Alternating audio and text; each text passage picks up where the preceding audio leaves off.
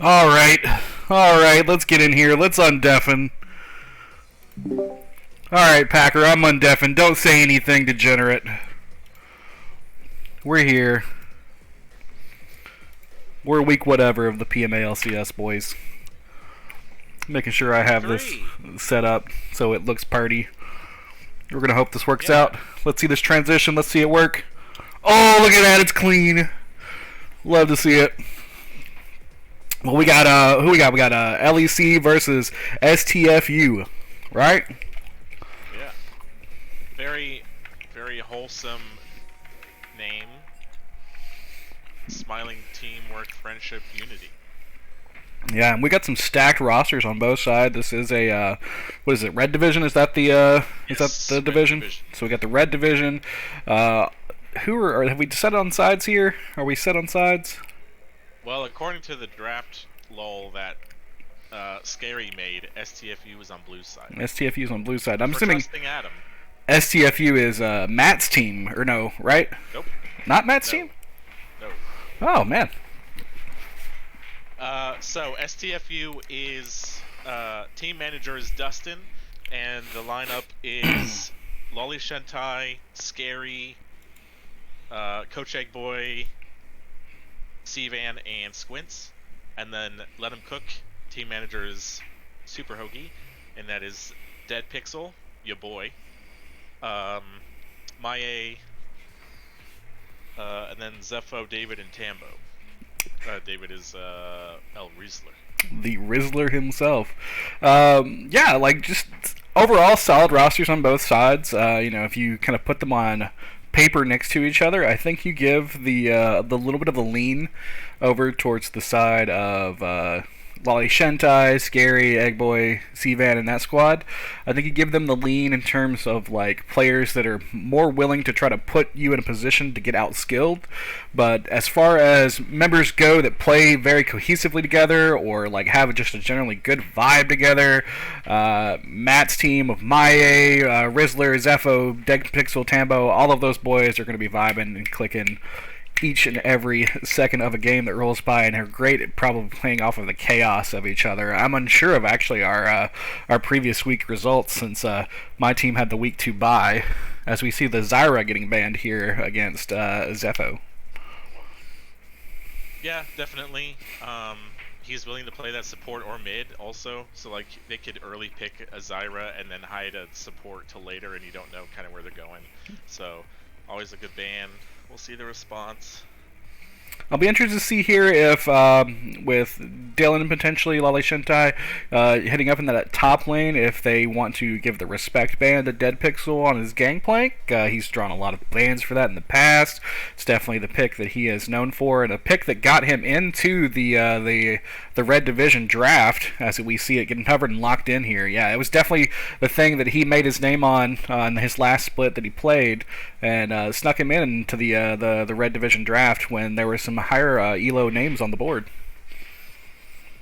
Yeah, absolutely. And I think more than just playing the Gangplank, you know, he pops off on things like the Aatrox, the Shen, which also is a very contested pick in this matchup, by the way, with Lolly Shentai. Mm-hmm. So we'll see if they don't ban Shen, is STFU gonna first pick it?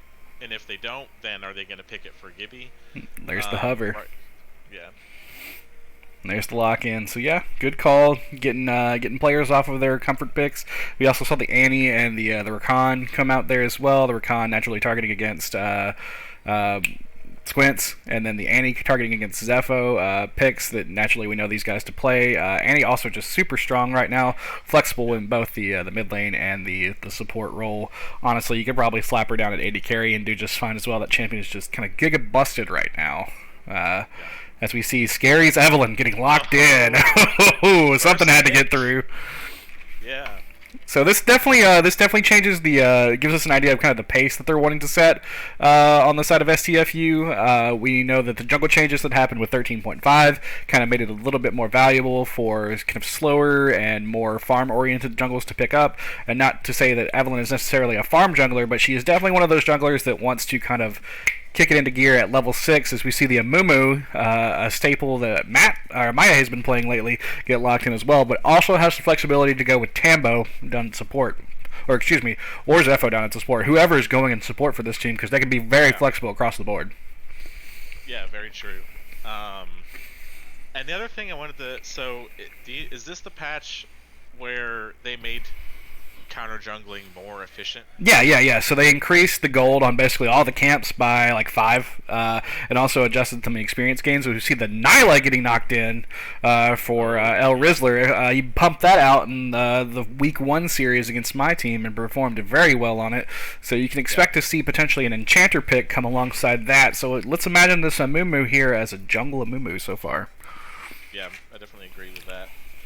And just gives a lot of team fight potential between those two.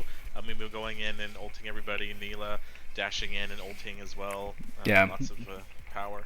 Definitely able to play off of the back of each other too, so if one of them finds a way in, they've got it. If the other one finds a way in, they've got it. So a lot of flexibility on engage here. As we see the Mist lock in, that's actually going to be a Samira. So we've got Samira Evelyn locked in so far. Interesting selection into the Neela. It's not something that's very auto attack reliant, even though it does want, or she does want to like stack up to that S for her ultimate. But it's something that I think would kind of go like into a 50-50 kind of matchup, especially if they get something that's more aggressive here in their support pick, which should be locked in probably now. Yeah, there's the Nautilus. So, excellent combo lane for those guys. A lot of CC to slap down. Not very reliant on any sort of like auto attack based CC either. Nautilus naturally does have his initial root with his auto, but he's got the ult and he's got the Q to get Neela locked down before she can go into her shenanigans. And this is an Alistair pick, which is interesting here. Probably just to nullify the Samira as soon as she goes in versus actually synergizing with the Neela herself. So I like that pick. Definitely locks down and makes Samira's life a little bit more risky if she's looking to make the all-ins. Yeah, very nice. I kind of like that slight shift there, like you said, away from the Enchanter specifically for that matchup. And this is a very... I don't know if I've ever actually seen Neela versus Samira in a game. And so this is a very interesting bot lane matchup to watch. I'm sure it's going to be really fun. I'm gonna love to see it because like the second phase, the champions are very like, you know, Samira was Coke and then like Neela was Diet Coke. You know, one came first and the other one was like, well, we know how to work that champion's kit a little bit better, but let's do it in this fashion so it's not super fucking broken. But even still, like Neela is very strong. Like. Yeah. Champion has consistently hovered in like a 51 to 53% win rate, depending on the patch and solo queue. Synergizes very well with these Enchanter style supports. And honestly, now that I'm thinking about it, Alistair's got the heal, so even then they can start benefiting off of that that play that she has, where she can offer the restoration to her lane partner as well. So she's definitely more in those like lane factors there, but. It'll be interesting to see. Like I said, it's Coke versus Diet Coke here as we have the... I'm seeing the Zyra bot locked in on the rosters. But we see the Cho'Gath and the Sylas and the Vex come out. Definitely... I'm curious as to who the Cho'Gath was necessarily targeted for, unless that's something that Lolly Shentai has been playing a lot lately. Yeah, well, he played it last week against Boogie and did really well against Aardvark in the top lane. Gotcha. And Sylas is, you know, Eggboy can play it, and I'm sure like it could go top to Lolly Shentai if he wanted to. So definitely, it's just a big ult stealer too. As we kind of look across the board for LEC here, they've got big ults across the way, so they definitely want to make sure that they have the freedom to do what they want there. Yeah, and the Vex staple pick in for Tambo. It's his next pick after Azir, really. And I'll say, like, I think I feel like the vibe around the red division is that yes, Tambo is adequate at Azir, but it's not to the point where everybody fears that it needs to be banned because it's such a champion that takes a lot of finesse to play around. You know, and not everybody is in our league is especially used to playing around the power spikes and the timings and what Azir can provide to a team. Since that's a champion you hardly ever see in solo queue because it's one of those picks that like everybody defines as a pro pick only. As we see the Poppy getting locked in, and that's going to be a big response against a lot of dashes that are present on the side of LEC now. Yeah, Talia locked in as well. I think, Talia, okay, that's another Eggboy pick that Interesting, like couple of like people that are playing champions that not you don't see a lot on other mid laners. We don't see many people besides Tambo playing Azir. We see Talia every now and then, but I don't think we see it that popular besides people like Eggboy. So some kind of specialized picks here as the last pick is missed. We'll see what that is. Just miss them all over. It's Gwen. Gwen, interesting. It's So the Gwen lock in for Dead Pixel. Dead Pixel gets the counter pick against the Blind Poppy and opts for that. So we'll see if that works in their favor. Yeah, definitely an interesting draft overall. I think this Poppy and Talia pick, despite the volatility that might be behind something like Evelynn that really needs to get off the ground and get going to be a heavy impact, I think the ability for Poppy and Talia to just nullify LEC's ability to go in or very much threaten what they want to do gives them a little bit of an edge, but I think overall cohesion of a team, I'm going to have to give it to LEC. Yeah, I agree, and that's something I didn't really think about either. You mentioned like the steadfast presence on Poppy, and then Talia's whatever I guess her E. Her gravel. Yeah. So like that stops.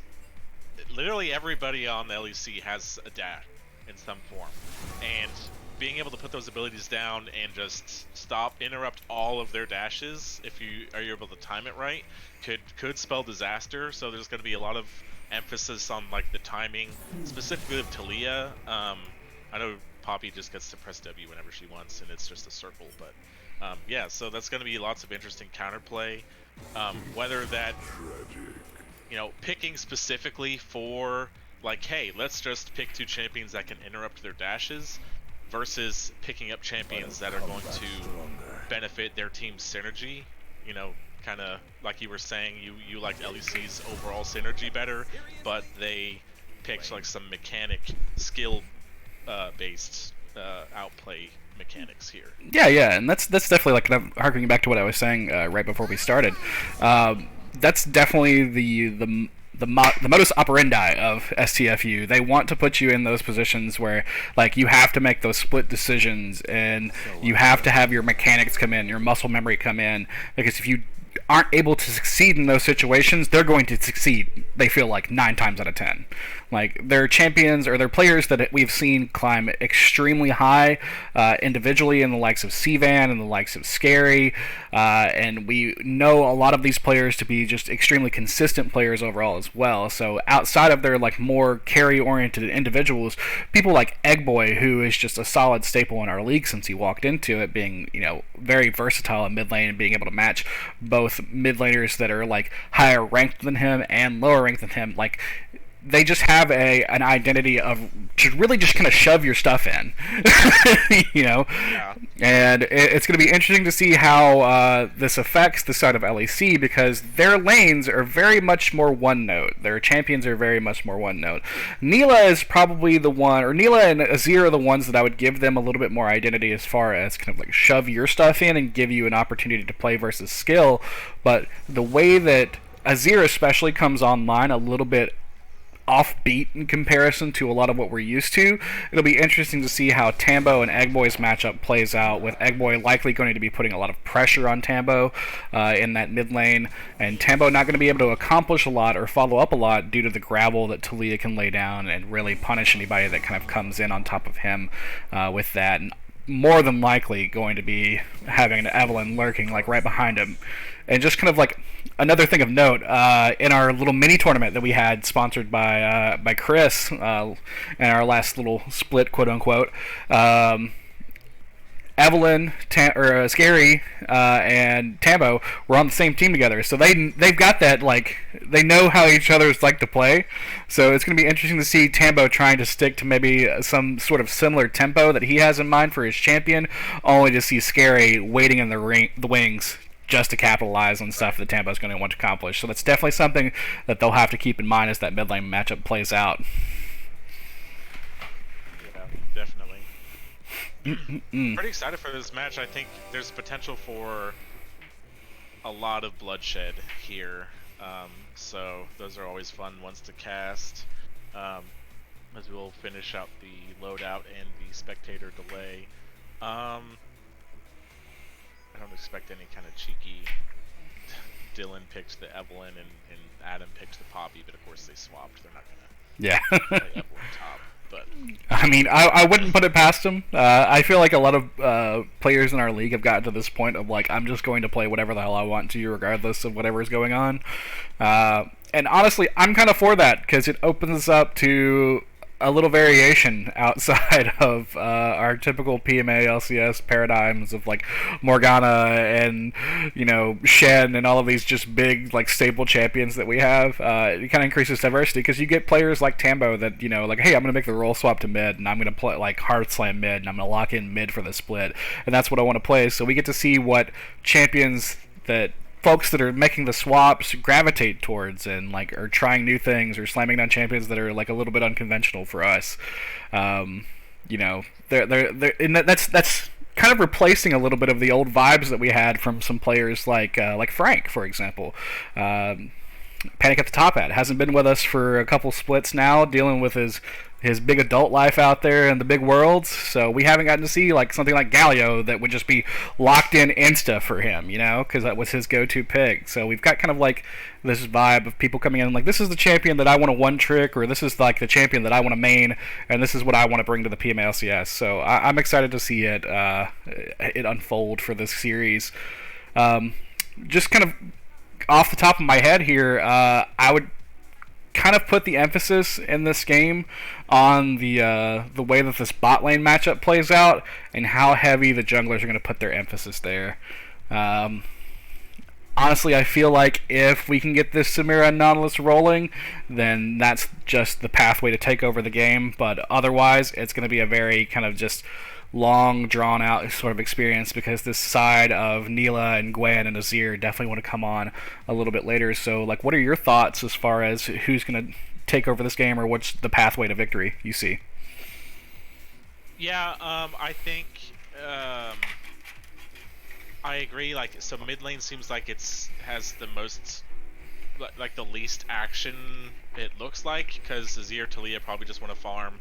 And they're both also hard to gank. Like, if a Mumu Azir tried to gank Talia, she just puts down her gravel, and then they can't dash to her. Azir can just dash away. Like, so, like, the mid laners are probably going to be pretty safe and be able to just kind of farm it out. Top lane could be interesting, especially with Lolly Shentai up there. You never know. Once Evelyn gets her invisibility, she could start to go towards the Gwen and try to, attack her early. Or I would expect most of the action to be. Both these, I mean, I don't know much about Neela, just because I feel like nobody, maybe besides David, plays her, so I don't know her very well.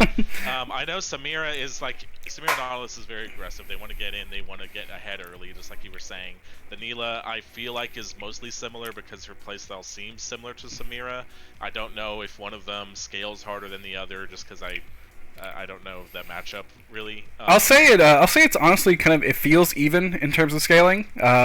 But Neela definitely does want to play to that early tempo. She gets her level 2 a minion before the enemy laners will, just due to the way her passive works. I've played a little bit of that champion at the beginning of the split, and I was definitely wanting to put that on the board alongside David, but it just wasn't working out in solo queue for me. So I made the the conscious decision to not actually ruin the entirety of my LP, as I am now spamming Misfortune to ruin the entirety of my LP. But it's definitely, she's a champion that does want to come online and get into the mix a little bit early, and I think with the Alistair kind of enabling her there, we will have that online for them. As I'm going to get off of the screen until we're actually in game. Yeah. I am excited to see the Alistar, just because even though I haven't played him as much lately, he was kind of my main support for a while, and then he was kind of in a dumpster for a little bit. Win rates have gone up a little bit recently, so he's more playable, and just as a fan of the champion, I like it, so I'm excited to see somebody as capable as Zepho on one of my favorite champions. Interesting to see some of these runes here. I don't see. Well, Zepho, or wait till we get into the game here. Are you in game yet? I am in game, but I am frozen currently. Yeah, that happens a lot. So let's. Usually I just like click forward on the time thing until eventually it starts going, and then we'll link up once it starts.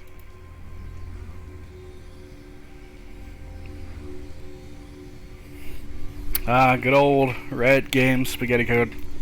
Okay. My game's going now. I went ahead and paused at 10. Have you started yet? I have not started yet. Okay. Like I said, I just keep like clicking on forward on the time bar until There we go. it eventually loads. Okay. Hold on, I'm gonna get to 10.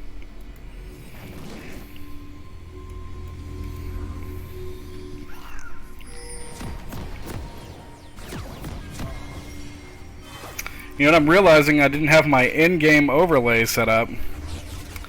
Uh-oh. I totally forgot about that. What is our command to make sure the scoreboard stays up?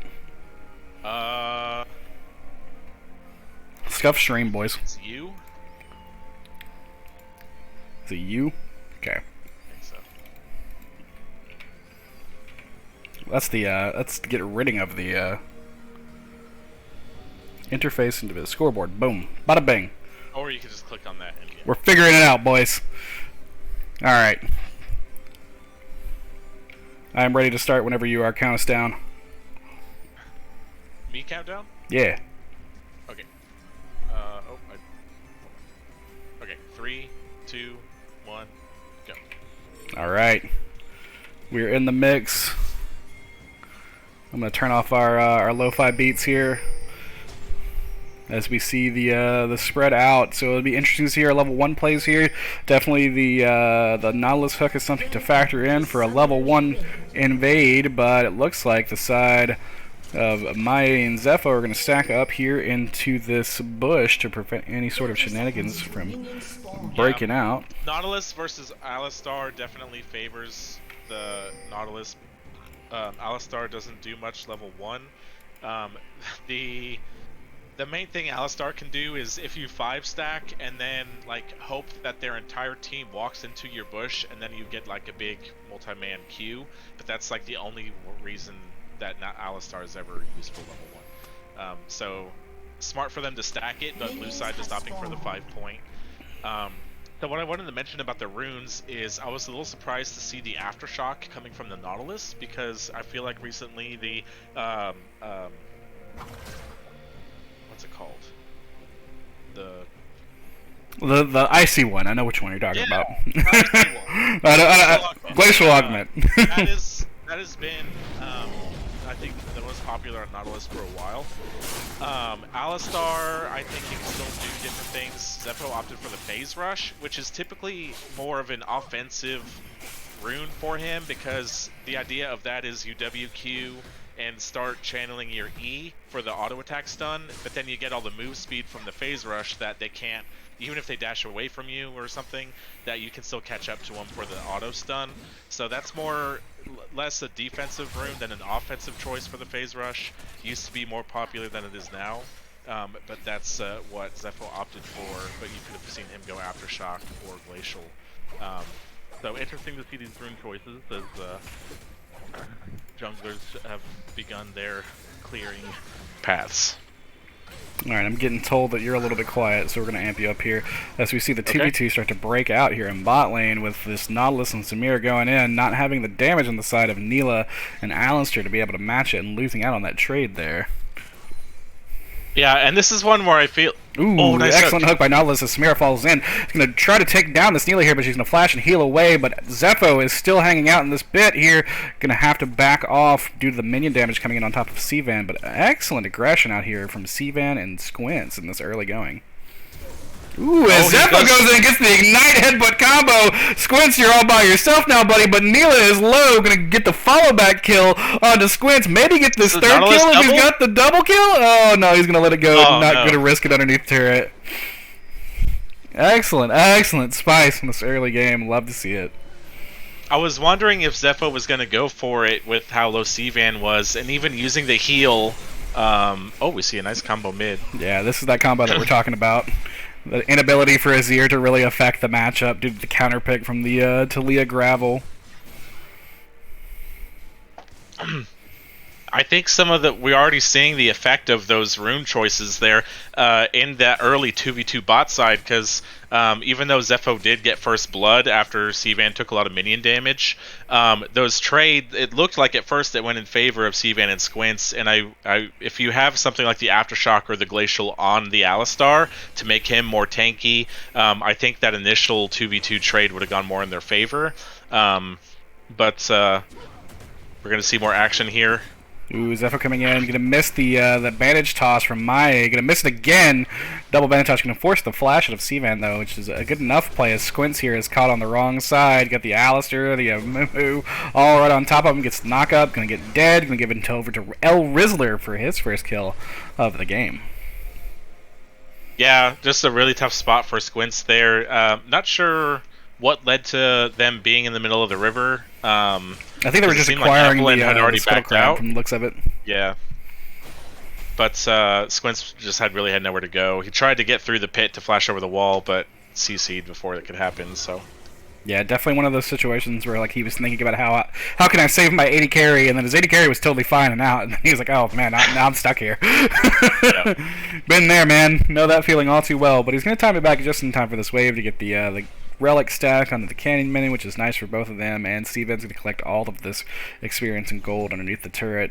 So far so good. Everything kind of shaking out as expected. A little bit spicy down the bot lane as we see the CS lead starting to kind of mount between Dead Pixel and Lolly Shentai here, with Lolly Shentai 30 to Dead Pixel's 15 CS. But we know that Gwen's a far more scaling oriented champion, so he might be able to round that back out with a little bit more damage later. We see a trade come out from Lolly Shentai and Dead Pixel getting aggressive up here in top, bullying out Dead Pixel away from the wave, keeping him on the back foot there. I think the problem that we're kind of seeing here is Poppy has a easier time, I think, just kind of like last hitting into the wave than Gwen does, and as Gwen goes in for these trades trying to fix it on a poke, she's kind of also messing up the wave in her favor to where it's not fully bouncing into a much safer position for her, and Lolly Shentai is doing his best to go aggressive in those times and keep her back away. He's hovering. Here comes the Mumu. Let's see what happens here. We got the bandage toss, but the wall stops it. The ult comes out from Gwen. Gonna get the knockaway. Ooh, we get the kill onto Lolly Shentai for Dead Pixel. Very nice. Got the follow-up ultimate on the second tier as he looks to capture the rest of this wave. We've got aggression going down here in bot lane, and Ignite coming out onto Neela. Not going to be enough damage. Oh, there's the kill on Cvan for El Rizzler, but this damage still might come through for El Rizzler. He don't know if he's going to... Oh, he's got the W, so he gets to dodge the auto attacks. He just went Jax on you, boy, and the double kill goes into El Rizzler's pocket. I love this, man. This bot lane's spicy.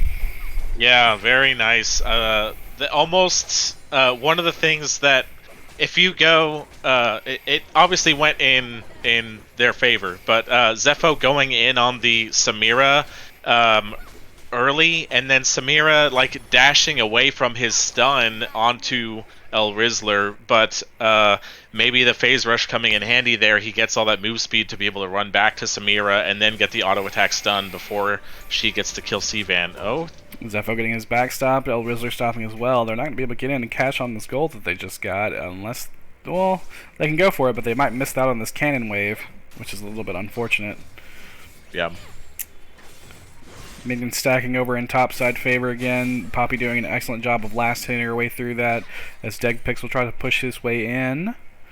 And our matchup in mid is right now favoring a little bit CS in the way of Azir, since it seems definitely that Eggboy has opted for more of a poke focus lane, especially since he's got that first strike. He wants to try to capitalize as much as he can on that. We've got a Mumu making the ping that I want to lane gank here. We got Scary also following in right behind in the bot lane. I want to see this. Let's get down there. Let's take a look. Here we are. Oh, but Maya's on a ward. They know. Maya is on a ward. Scary's level 6, so they don't know on him, so he's all invisible down there. Cvan is still level 4. Cvan has been dying constantly as we get the combo in from Neela to knock up and pull in Cvan. But also, Eggboy is here off of the wall. They're doing enough damage to El Rizzler. There goes the shutdown on El Rizzler into the pocket of Eve as Maya is going to go down next. It's going over to Squints' pocket there. Zepho still alive, still trying to get away. Not going to be able to fall off of the Squints. Going to hit the hook. No hook in the pocket there as all of that swung over in the favor of... LEC there, right? Am I right on that Wow. one? Or STFU, excuse me. Scary. Yeah, that and Cvan still not getting level 5 until after the kill came through there, but somehow, yeah, STFU being able to pull that out because Cvan was able to just run away, and then with the Talia coming in, Egg Boy making the numbers tilt in STFU's favor on the 4v3, and Evelyn gets the execute on the ultimate. So. Yeah, Egg Boy, very nice rotation there, although it will, kind of extend Tambo's lead a little bit in the mid lane with the CS, and he did get a turret plate, but using the Weaver's Wall to help the team out, and I think you're that rotation. okay with that overall if you're the side of Egg Boy and the squad, because even though you lose out on that plate mid, you lose out on a little bit of farm. What you've done is you've kind of submitted your next play to set up, which we're hitting about the 10-minute mark, and that's kind of where we typically see teams start either swinging themselves towards this Rift Herald or towards Dragon. We just saw Squints move up towards the Rift Herald now, dropping a pink on it, so they're definitely kind of eyeing one of these two objectives to see which one they can gain priority over. Personal advantage, I'm always in the favor of grabbing early Rift Heralds over early Dragons, especially since this early Drake is a Cloud Drake, so it's not particularly beneficial to anybody overall. No like major stats that would be super exciting to have a hold of. So it's definitely going to be interesting to see how much emphasis is put on one of these two neutral objectives here in the next couple minutes, as we have Evelyn and Amumu floating around on this top side near the Rift Herald and top lane. Yeah, looks like... Scary goes ahead and starts this up, but here comes Maie going for the gank. Mae's floating around here. Dead Pixel's going to make his way in, go in for some scraps. Mae going to bandage toss his way in, going to get walled out again. Dead Pixel dropping his ultimate. They're going to go in again. Going to keep following up with the second tier of the Gwen ultimate. I think misses, but it doesn't matter since the true damage comes through. Scary still on the Rift Herald, though. Going to try his best to secure that while Egg Boy makes his way up river to help him out. Yeah, lots of resources used there to get Dead Pixel his second kill, but when you have a champion that like Gwen who you want to kind of accelerate in the game, I think that's worth. You do lose that immediate objective that Scary is able to steal away, but I think when you look at like how scary Gwen can be once she starts rolling, and she has, struggling a little bit in lane to keep up with the CS, I think putting the extra effort to getting rid of those kills is worth it. Oh yeah, definitely, and this is also helping him overcome that CS deficit that he's kind of experienced over Dylan here. LE Shentai being a historically Diamond player, hitting Diamond again himself on this account, as well as Diamond on another account playing support primarily on the Latin America servers. He's definitely somebody that's more experienced as far as presence in this top lane, and as far as just game overall, I don't believe Dead Pixel has been playing as long as most folks think he's been playing. So it's good to see him get these notches in his belt here with this gold, as we've got the gank coming in from Amumu. Going to miss the bandage toss. Good flash away. Very close from being a dead Cvan there. As it looks like the red team here is going to set up for this dragon as they're muscling their way in. Scary floating in the wings as well. Talia about half health here, probably going to look for a reset, maybe an ult back in if she can, or no, she's just going to stay around. Yeah. Overall, so we see El Rizzler going for the Hydra first item, which I mean, again, I don't know Neela, but I'm pretty sure he did that last time, so maybe that's the move on Neela, is you just do that in favor of a Mythic always. Typically, yeah, gives you the AoE to help you shove clear in the lane, and then giving you the lifesteal, which is good for someone who wants to, be aggressive and look for good trades. So we see the rotation here now as El Rizzler and Zepho run mid and push Egg Boy out here, but this is giving Scary an opportunity to look for a Rift Herald bot side because they've given up the bot wave. Yeah, you definitely like to be for Cvan to be in range of this Rift Herald gold as it comes in. I don't know if necessarily that was a call to drop because it just needed to be dropped, or if it was a call of like, let's make this play happen here and let me get the dragon. But you definitely want to get as much of that gold on your Samira as you can, as Tambo is now walking down and walking right into Scary for an insta-kill onto Tambo. Scary 2-0 now. Some scrapping going on here in top lane. Nothing too much happened, just a little bit of love types back and forward. As No. we can notice, Dead Pixel actually kind of shored up that CS deficit that he started out with. He's only about a wave down now. Wave plus a little bit more. We'll see. Bot side is 4v3 potentially here. Talia is separate from her team, but she is behind. Oop. Spirit caught out. Neela going to use the ult to kind of make a counter engage here as she flashes away. Going to be able to get away, narrowly missing on the Q, but we get the Mai coming in here on Zepho's knockup, maybe. Get the bandage toss. Sivan's almost dead. We got the TPs coming in. We got the Dead Pixel TP. Everybody's grouping in on top of this TP coming in here from Lolly Shentai. Going to drop the Q down onto Lolly Shentai. Going to miss the Gwen ultimate, unfortunately. Oh, we still got the follow up here. The Poppy ultimate comes out, looking to knock people away. Going to knock Mai away. As everybody's just backing this situation out. We got Tambo still floating in the wings here. This is still numbers advantage on the side of red team here, so they should just muscle their way in and take this dragon for free. Yeah, and we see both teams willing to use their entire might to come bot to fight for this dragon, with both top laners teleporting in. It was kind of a 4v5 with Tambo already being dead before any of that happened from Scary's execute. But also, Maie basically one-shotting Egg Boy with his Demonic Embrace start on the Amumu. So both junglers just taking out the mid laner. Then we see the top laners TPing in, but it is red side that pushed them away and claimed the first Drake. And like you were saying, a bit of a late first dragon. It was past 14 minutes. Neither team put too much emphasis on taking it early. So it's going to be a while before any team is under threat of a Dragon's Soul. So I'm not sure if we can expect that this game, but still a pretty close game here, even though it's 4 kills in favor of red side. Yeah, definitely only like a very small gold advantage on the side of red team here. Let's take a look at our next dragon. Is a Hex Tech dragon, so that'll be something to keep an eye out for. Definitely a little bit more favorable on the side of this Azir and this Neela. Definitely something that they might want to have in their pockets, so we'll see how much emphasis goes out. As Zepho makes the go in on top of Squints here, we're going to back immediately away. Phase Rush, just going in for a little love tap.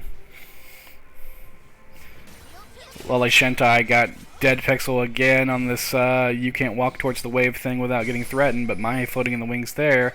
Scary also on the top side, so let's see if Dead Pixel can bait this out. He does. Going to get blocked again, but the Mai's ultimate is going to come in. Ooh, excellent. Good stuff on Dead Pixel hitting those skill shots there. Yep. And even though the W interrupts Amumu coming. Oh, it's not over. Never mind. Yeah, no, we got the chase in here from Squints. Good dodge by Dead Pixel. Going to go in for the ultimate off of Nautilus here.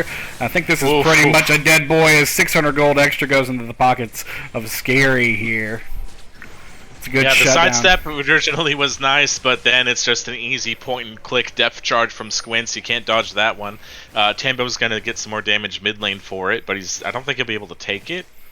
If he tries to take it, he's going to be in danger. But yeah, he backs off. It looks like he's in danger here. Neela's floating, but Squints made the move in, but it just didn't happen. We had the Talia wall came down, so that's something to keep an idea going forward. As this damage that comes out from Egg Boy is honestly still very impressive, even though he opted for something that's a little bit lighter for this early phase with this tier, which is honestly not something that I see a lot built on Talia.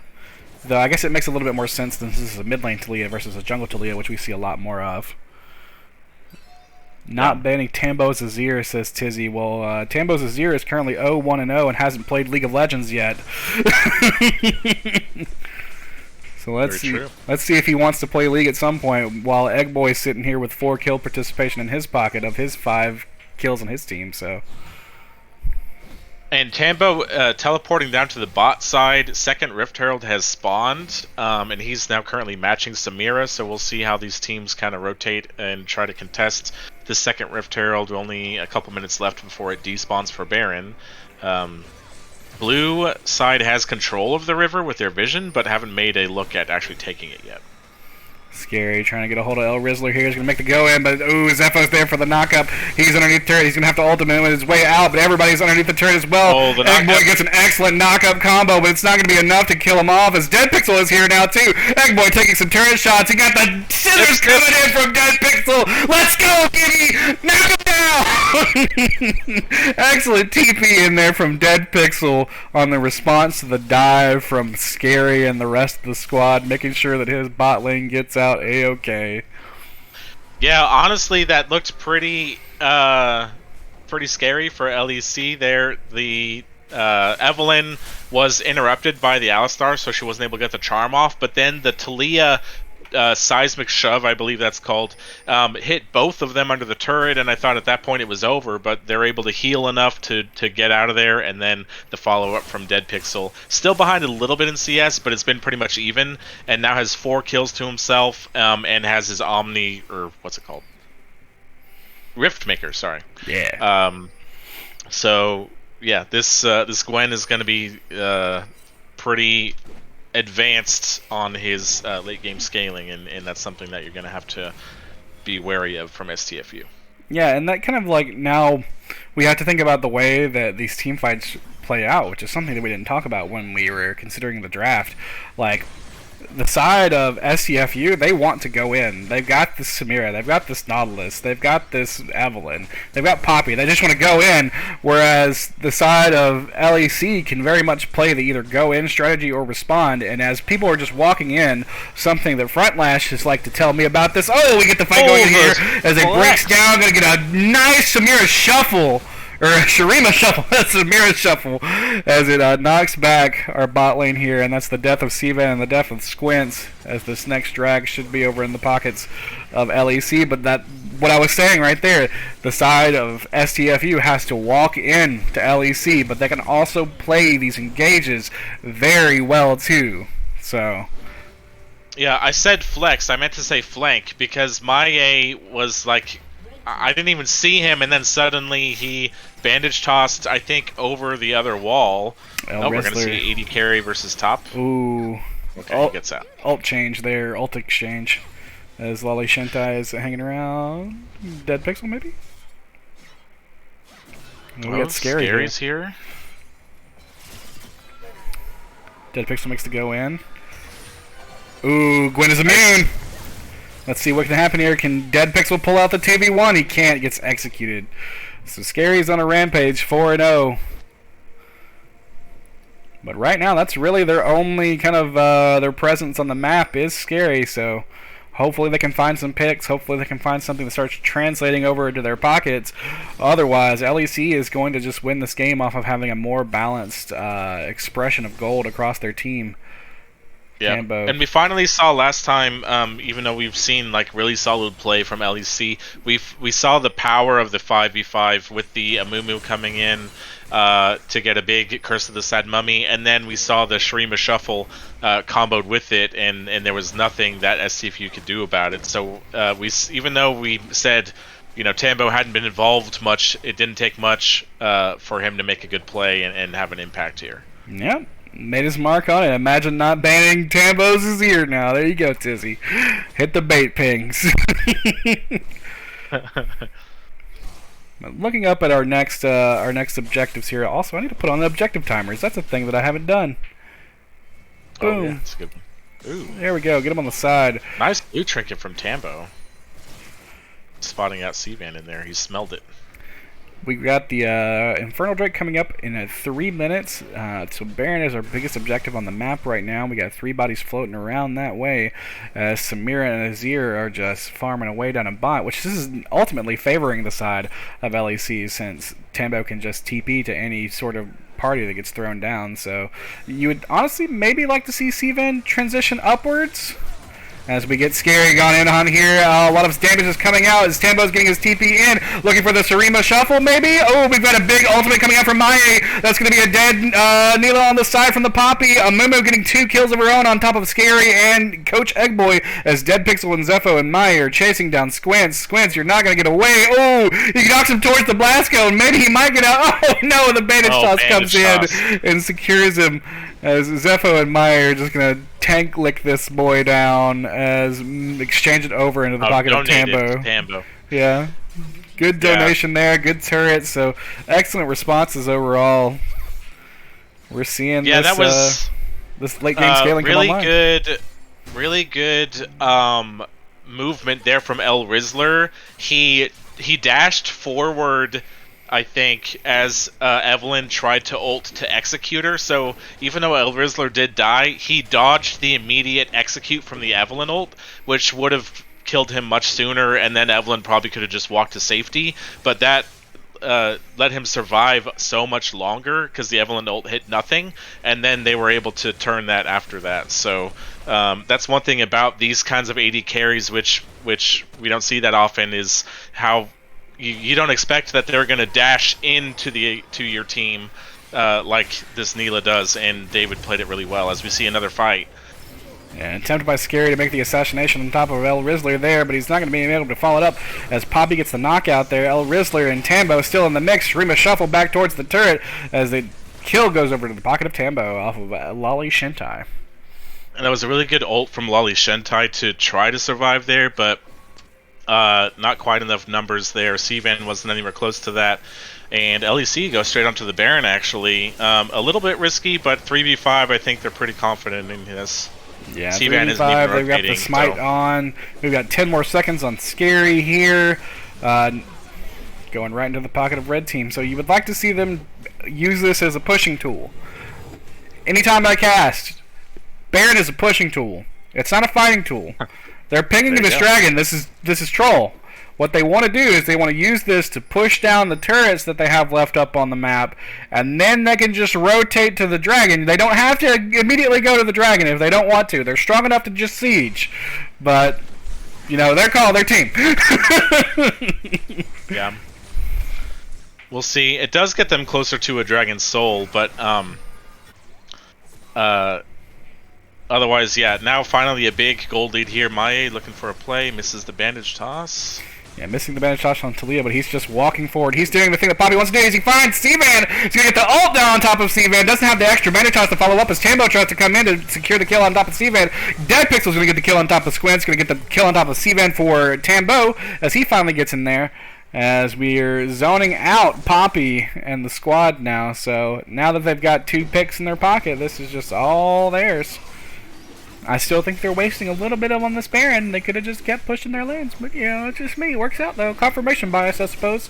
Scary tries to do a little something, but can't get the Q off for the steal. That's Zepho. Ooh, excellent knock-up headbutt from Zepho. Tambo's in the mix. Gonna Serena shuffle, but gonna miss through the execute block out as El Rizzler goes in and gets the kill on top of Scary. Oof. Yeah, I don't know if I mean, Scary trying to be a little bit of a hero there. Oh, nice interrupt on the headbutt. Yeah, red side now, LEC just knowing their strength with the Baron buff and how much of a gold lead they've finally amassed for themselves, knowing they can just force a fight when we have a Mumu ultimate. And at this point, you know, going to be pretty hard for STF to try to come back into this one. They really don't have any kind of map pressure. Oh, David goes Excellent in. patience there from David to make sure that he waits out that Poppy negation, getting the ultimate off. Still dancing around here. Eggboy trying to get the kill on El Rizzler, but the Maw of Malmortius proc comes in to prevent him from dying. As Zepho gets the kill on top of Tambo, Zepho's underneath the turret. He's going to die here. It looks like. No! Lives thanks to the heal coming out from Talia, as this is now a 4-man siege onto this bot inhib. Health bars are a little low, so you're going to be a little careful in case there's any aggression, but they're going to back it right out with something to keep a note of. Maie was just up top, just pushing that turret. Right. Still pushing. Classic split push of Mumu, I guess. So yeah, LEC just every step of the way here. When you have this much of a gold lead, you know, you can just kind of be as aggressive as you want and don't have to worry too much about it. Gale Force completed for El Rizzler probably a while ago, which I don't know if that's what you're supposed to take on Samira, but gives even more mobility completed with her dashes. And typically for Neela, you see an opt towards shield bow, since she's all about going all in, and it's just something that gives her a little bit more sticking power. But I suppose since they've got this lead, they've got this advantage, they can all play off of each other pretty seamlessly now. El Rizzler's like, in my mind, I can use this dash to get in to dash to ult everybody in, so they can play off of me if that's the case. So yeah. Ceiling, so let's see. So 3 items for the Amumu, 3 items for Neela, gonna be more than two items for Gwen, and nearing a death cap here for the Azir. So over a 10k gold lead all of a sudden from Let Him Cook, and I mean, I think you're looking for like a miracle here. They don't really have a split push threat. Does STFU? Their 5v5 isn't going to be as strong with how much of a deficit they have. Maya going on squints here, looking for a little bit of damage, maybe looking for something else, but not anywhere nearby for anyone to follow up to. Something to keep in mind, Neela is split pushing here in the top lane as the pick goes out on squints again, forced to flash away before the Zepho headbutt combo comes in. Right, maybe that was some chance you want to try to force a 5v5 because the Neela isn't anywhere close to the rest of the team, but STFU not in position to force it, and now every team is going to start A-ramming. Hook coming in on Zepho. Mai is now underneath the turret. Are they going to be able to make anything happen here as Lale Shentai gets the knock up on folks? Dead Pixel scissors start coming out and swinging everywhere, but there's too much damage for anything to follow up off of. Oh, precarious as Tambo soldiers. Scary's. Oh, he has the angle. Oh my god. Getting the kill off of Dead Pixel, turning this into a 4v5 situation now. Let's see if anything can happen here on the side of STFU. If they can make the pick. Mai caught on top of Evelyn here. I don't know if he's going to be able to win that. He's going to have to ult out as there's a now all of this damage coming up. Oh, there's the combo. He comes in. He gets the Rizzler's ultimate. Oh, but the shutdown going into the pocket of Samira. This might be a little bit of a turnaround here as Seavan's trying to get the executes to happen, but he doesn't have enough damage to make it come through. Not only was in range as the bandage takes him over the wall. Let's go! Wow, and honestly, that was as good of a chance that STFU, I think, could have hoped for in that situation with Scary sneaking around, knowing how to find the angles on the Evelyn and killing Gwen before that fight even started. Okay. Oh, Maie? Executing. There's 5 seconds on Nautilus. Is that going to stop it? I don't think it is. It might now with the minions that are coming up. Maybe get a little Q action into this wave. Try to clear it up. There's the ult. Yep. Okay, it's not. Oh, there's the TP from Dead Pixel. We got Talia up now too, though. Can they make it happen? Do it. Can they close it out? Just hit the nexus. Can't do it. Oh no. But they're gonna get the inhibitor with Tambo falling back there, so they'll have that inhibitor for their next push. As the bottom inhibitor should be coming up here in a second. STFU have a chance at an objective with 2 dead, but I mean their Nexus is really hurt, and it's hard for them to push out too far. This is Infernal Soul for LEC. They're obviously not going to do it with only 3 on the map, but Maya has just respawned, so there's their smite. See what happens here. We got the TP coming in from Tambo. He's trying to be close to this fight as Lale Shentai is making his way into the river. They see him sitting on top of the ward inside the dot brush. Let's see what happens here. Zepho moving into zone. El Rizzler following him right up.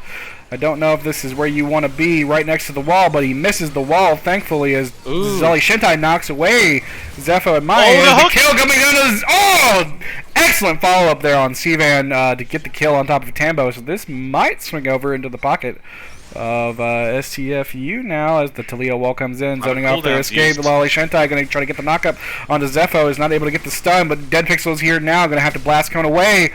Maya getting the hook on to Seaman, just right through its squints. Dead Pixel scissors coming out on top of the Scary. He's going to try to get the damage. There's so much happening on both the front and the back side of the fight. The Gale Force in on top of Eggboy, but it's not going to be enough to do any sort of meaningful damage, as this should be sold now into the pockets of LEC. Just a little sloppy, a little... it's not over. Not over yet, as Lale Shentai's wrapping his way around. I don't know if they're going to be able to make this happen as they go in. Steel doesn't come in. Steel doesn't come through, but very close as Maya gets over the wall, gets the Infernal Soul damage on top of Scary. Dead Pixel shredding Lale Shentai in the back. Maya just walking into Sivan, acting like, ha, you do no damage. You have no power here, but he's getting very close to dead. He does get the shutdown onto Maya, but the team is there to kill it up or clean it up as, Gwen is immune, prevents the damage from coming through.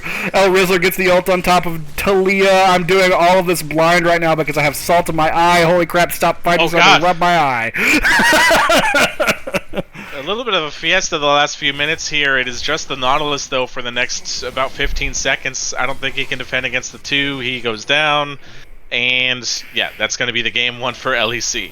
Yeah, spicy game overall. I think it just came down to team identity and team cohesiveness, and there were just a couple moments here and there where, like you saw around that dragon, where like Lali Shentai's stun didn't get off at the right angle because it was more of a conditional kind of thing. He wasn't next to the wall, so let's see what adjustments come out and what happens next game. You love me, but I sound like a McDonald's drive-thru. Welcome to my old-ass mic that I've got to use, buddy. Alright, we're going to go into a be right back as I go put water in my eyeballs because they're fucking bleeding. Am I still live, or? Maybe. I don't know if you can hear me right now or not, but...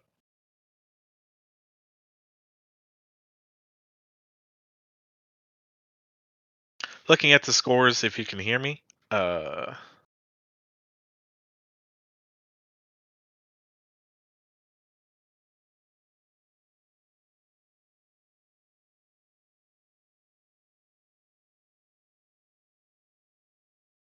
Pretty impressive KDAs from Zepho and Tambo.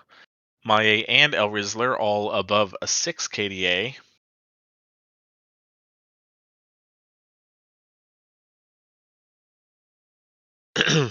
And really want to emphasize here the gusto from LEC with your top laner Dead Pixel, one of the newer players, only been around the last couple splits, up against, like we were talking about, a diamond top laner, giving him the counter pick, saying, we're going to let you counter pick into their diamond top laner, pick what you want, and then Maie also ganking him. Not just leaving him on an island and saying, I'm going to put pressure up here as well against this other diamond top laner. And while he was down CS a little bit early, it never was that much, and got the Gwen pretty strong. And then lots of smart TP plays from Dead Pixels. So let them cook, believing in their top laner against the likes of the Lali Shentai, and it pays off for them in game 1, as well as just in general really strong play from pretty much everybody on LEC. So I like that decision to invest in Dead Pixel and give him that counter pick and put resources that way against Lali Shentai, and let's see if any of that continues in game 2. And I will also kind of mute here. Do you have our MVP for game 1 poll? Have we done? We do that? No, we haven't. And to be honest, I don't even know if we've really been doing polls this season. We did one at we did one at our series the other night. So we did. Okay. Yeah. I don't necessarily care. I like, just honestly, because this is the thing that was happening, and this is a call out to the PMA LCS, by the way. Just because one of your players sits on your team and does nothing for 45 minutes and doesn't mean they deserve MVP. Because I got MVP for one of our games, and all I did that game was just sit there. It was like I was not a liability. Like, let's stop that. Give it to the players that are popping off now. Let's make that cohesive decision going forward, everybody. As we're getting ready for game 2 here. Huggy says he's been doing his streams. I would say for that series, I'm gonna have to give it up to Mai. I think Mai's presence around the map was excellent across the board. And yes, I do need some audio adjustments. I know my mic is not very cash money. I'm aware. Yeah, I'll kind of agree with you. Honestly, my other thought was to maybe say Dead Pixel, just because of how well he played. On a champion that maybe doesn't have the early levels like the Poppy, but scaled. He knew kind of his threshold and played really well into kind of waiting for his jungler to be there, and then he played really well after he got a couple kills. But I do think Maie is the one who kind of facilitated most of that and had some really nice bandage tosses. Hoagie coming out saying he'll make the poll. Oh, okay. 404 not found, Hoagie. That one's not working. Oh. Page not found.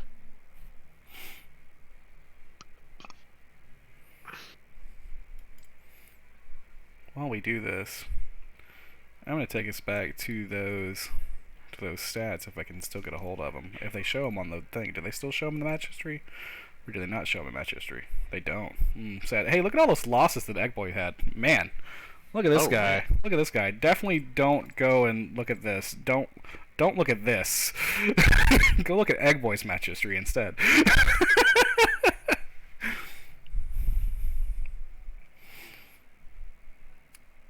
Hoagie's making us a new poll. I'm still gonna have to get. Oh, let's go look at Zepho's match history. All right, let's look at Zepho's match history. Where are you at, Zepho? Zepho match history. What do we got? Nothing but Annie. Seems pedophilic, Zepho. You're on a list somewhere, buddy.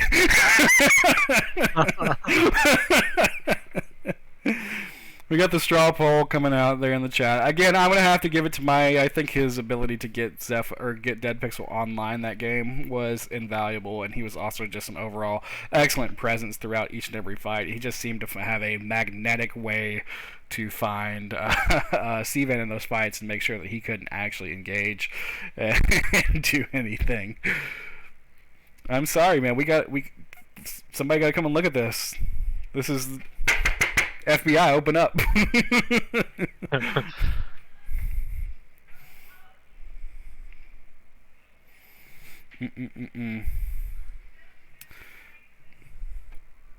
We got our game 2 spec link. Yeah, we do. I can't join the lobby. I think someone probably needs to go to spectate for me. Probably me. Here, I'll drop down. Boom. Oh, there I am. Alright, let me get over here. Let's get this all fancy and schmancy. Get us into the draft screen. Look at that transition. Smooth, clean. This is what happens when you pay for Streamlabs for like $20, guys. I don't even know how much Streamlabs cost. I paid for it once, and they still let me keep the overlays that I had from like 3 years ago. So, yeah. But we'll be interested to see what adjustments are made. I imagine that Neela might be on that ban chopping block. Honestly, that champion just has an amount of elusiveness to it that's very hard to play around. It's kind of like that Samira W where she can block all the skill shots and stuff, but it's worse because she can just do it instantly and block a lot of auto attack based things, and like that seems to be where a lot of ways that Riot likes to tie the power of their champions in, you know? Yeah, absolutely. I also want to see what STFU's strategy is going to be. By the way, I don't have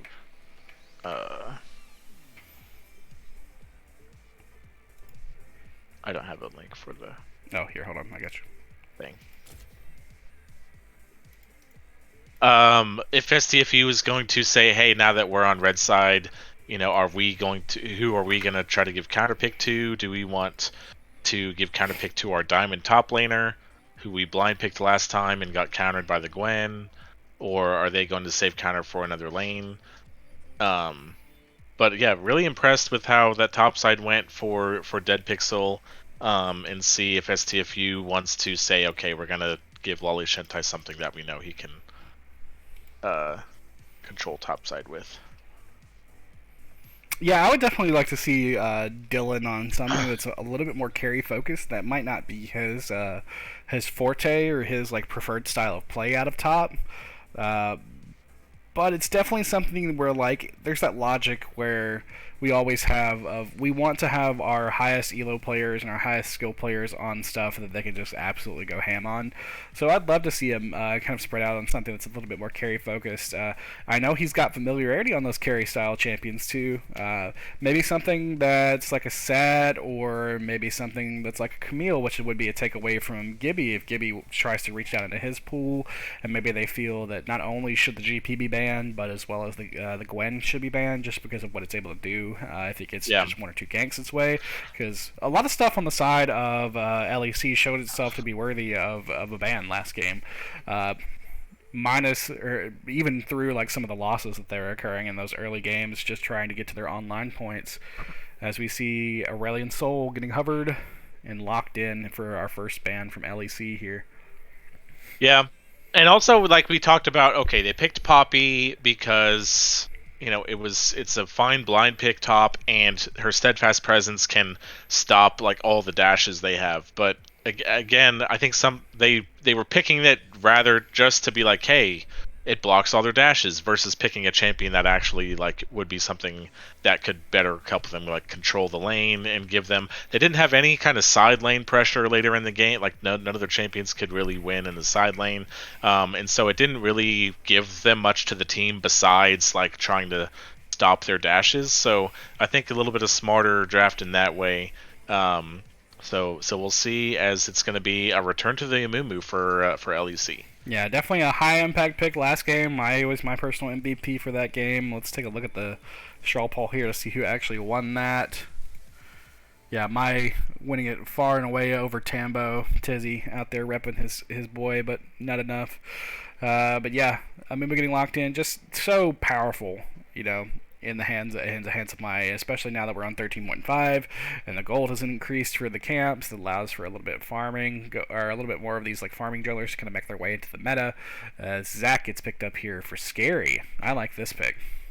Yeah, it's a very strong pick. I mean, technically it's kind of flexible, but pretty much just see it jungle, and I mean literally also flexible because he's just a bunch of goo. Yeah, I mean, even though he was pretty successful overall on the Evelyn to start last game, just saying, hey, I need something that is going to be more of an engaged facilitator for the team. And then the Cassiopeia coming in is very spicy. Cassiopeia is very interesting in this early too, so that's a pick that we know Sivan to have a lot of history on. I'm not entirely sure how much Eggboy has played it, but I believe I've seen him play it once or twice. So it'll be interesting to see maybe that there's some like role swappy shenanigans going on here, with something happening with Sivan maybe going mid as Jinx gets locked in for El Rizzler here. And you could definitely still see Cassiopeia going bot for Sivan, and then that would leave open an 80 mid laner like the Auction, which is something Coach Eggboy is also very well known for. So we'll be interested to see if they pick that up here before it would potentially get banned in second phase. Yeah, definitely an angle to look at here, as we see the Victor getting locked in a response. So there's definitely a lot of like scaling mind coming forward here on the side of LEC. Kind of looking at something similar to what they did last game, but I would say in comparison, this is still like, this is one or two beats off of what they did last game. Like last game, everything seemed to beat on to like at 6.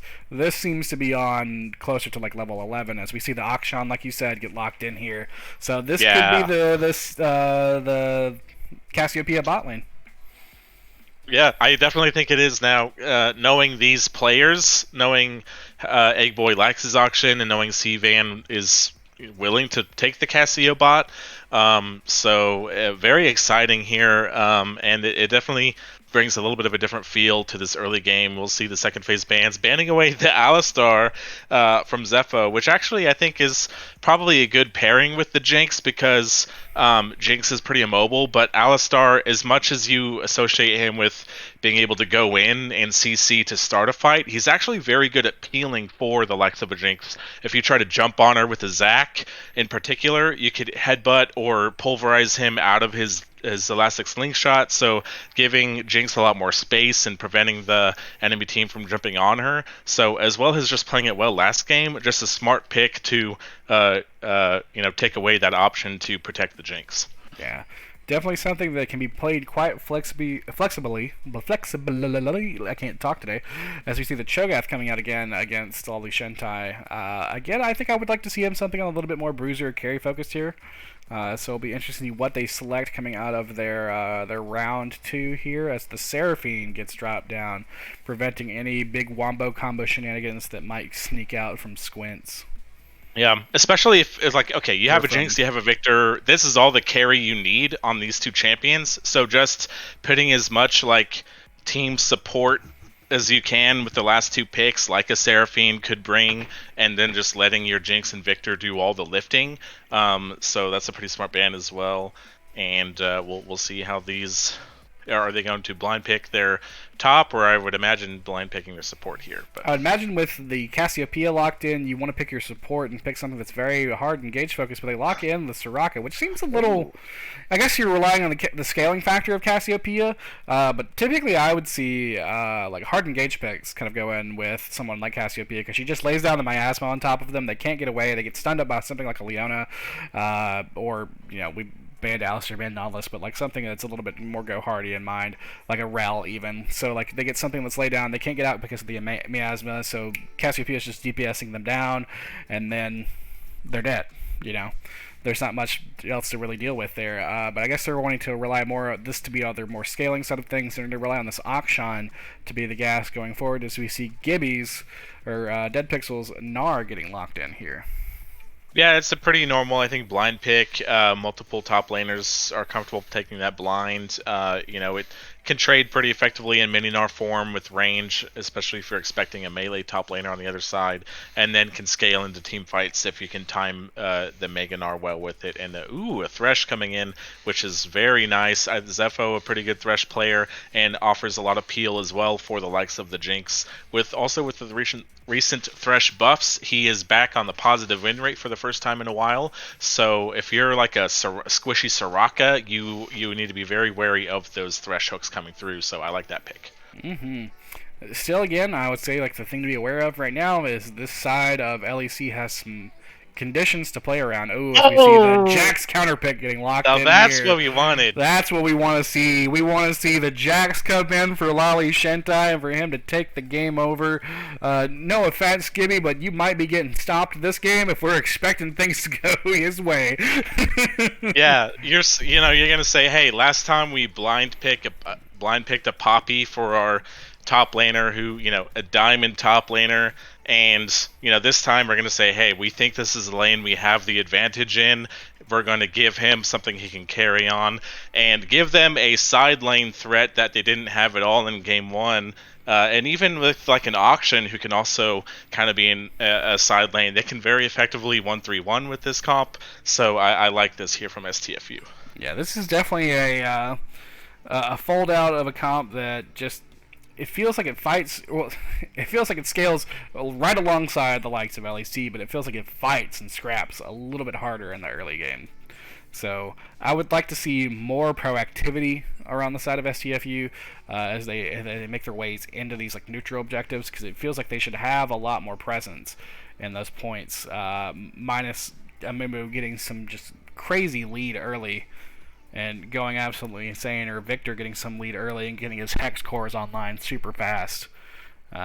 So we'll see how this all plays out. But I think, like, overall, I'm still going to have to give a little bit of a nudge and cohesiveness over to the side of LEC. They all kind of want to do this, like, front-to-back kind of fighting style a little bit more. They want to scale up a little bit, get to their points of like 6 and 11 a little bit, so they get to these item spikes in the Jinx and the Vector before they actually start getting really into the mix of things. So I'm still going to kind of give it compositionally to them, but this side of like STFU is definitely, again, a scrappy, I want you to fight me, I want you to try to like put your skill against mine and see what's happening here. Yeah, I was just enjoying reading some of the banter in the lobby chat there for a second. Very interesting. LEC very much going in the, hey, we're gonna front to back you. They have Jinx, Victor. Like, if you could picture any like regular like standard 5v5 backline carries, you're probably imagining Jinx, Victor. Like, that's pretty much who you're picturing. And then they have the likes of the Gnar and the Amumu to be their front line and be their engage. So they're like, hey, we're going to ARAM, we're going to stand 5 people in front of you and try to fight you around the dragon, fight you in the jungle entrances. And then that's why I like this Jax pick so much, as well as just being, for a high elo player, something that you're saying, hey, our team, you guys are picking for the 5v5, well, we're picking to spread you out and stop you from 5v5ing. We're going to apply pressure in the side lane and make you match us with that, and potentially something like the auction, and then They can look for picks on the lazy rotation with the long range slingshot with Zac, or even something like as simple as a Soraka ult to stop one of their side lane carries from dying or something. So there's a lot of back and forth here. Which team is going to be able to execute their specific win con better? Because last game, there was not really, I think, many clear identities specifically for STFU, but this game you can be like, okay, LEC, they're ARAMing, they're team fighting. STFU, they're split pushing, which is harder to execute, I think.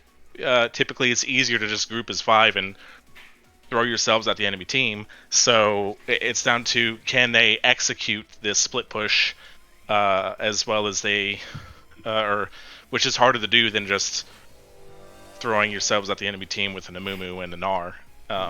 But I like the fact that they're saying, hey, we're not going to play into what you want to do. We're not going to play into your 5v5. We're going to go away from it with a split push. It'll be interesting to see, I think, kind of like thinking about the champions, too, of what sort of rune setups we see come out, especially out of like Cassiopeia and Victor. Victor able to go that first strike set, be quite effective on that. Also capable of pumping out an electrocute set, capable of doing comet set as well.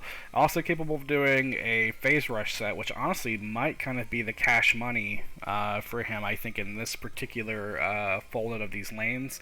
Because the moment that somebody starts making their way towards him, he could just be like, nope, I'm out. Start walking away. And the same could also be said for Cassiopeia here. Cassiopeia definitely going to be more of the late game carry, be more of the DPS factor, where Akshan's going to be more of kind of like the upfront burst kind of factor. But I'll be interested to see if she takes the Conqueror, if she might opt for something like Phase Rush herself to help her go in and out of these fights that can be a little bit scrappy. Because I think from the fold out of things, it's probably going to be a lot of extended fighting more than it is going to be get this person dead instantly if we're walking into neutral 5v5 situations against each other. But I'll say for the side of LEC, they've got a lot more pick potential with the Thresh Hook, with the Amumu bandage coming in, even like something as cheeky as a Gnar going over a wall for a combo kind of thing. That still kind of airs in their favor, whereas STFU kind of still has to let them come to them. They play this very much more of a kind of a counter-engage focus, or a be there first kind of focus, They want them to walk in, they want to have vision control, they want to be established before LEC starts making their plays towards objectives. So we'll see how it all folds out, because we were talking about that last game and then we failed to mention it in the draft, and it turned out to be, the script changed and they had to walk into a Fed Gwen, which was very hard. Right. So we'll see what happens and how the lane phases start folding out and who gets what gold in their pockets. I agree. Last game we had a couple of people that were asking to be able to gamble away their channel points. I'm trying to see how to do that. I've never done that myself, so I don't know if you know how to do that. I don't. I don't allow gambling.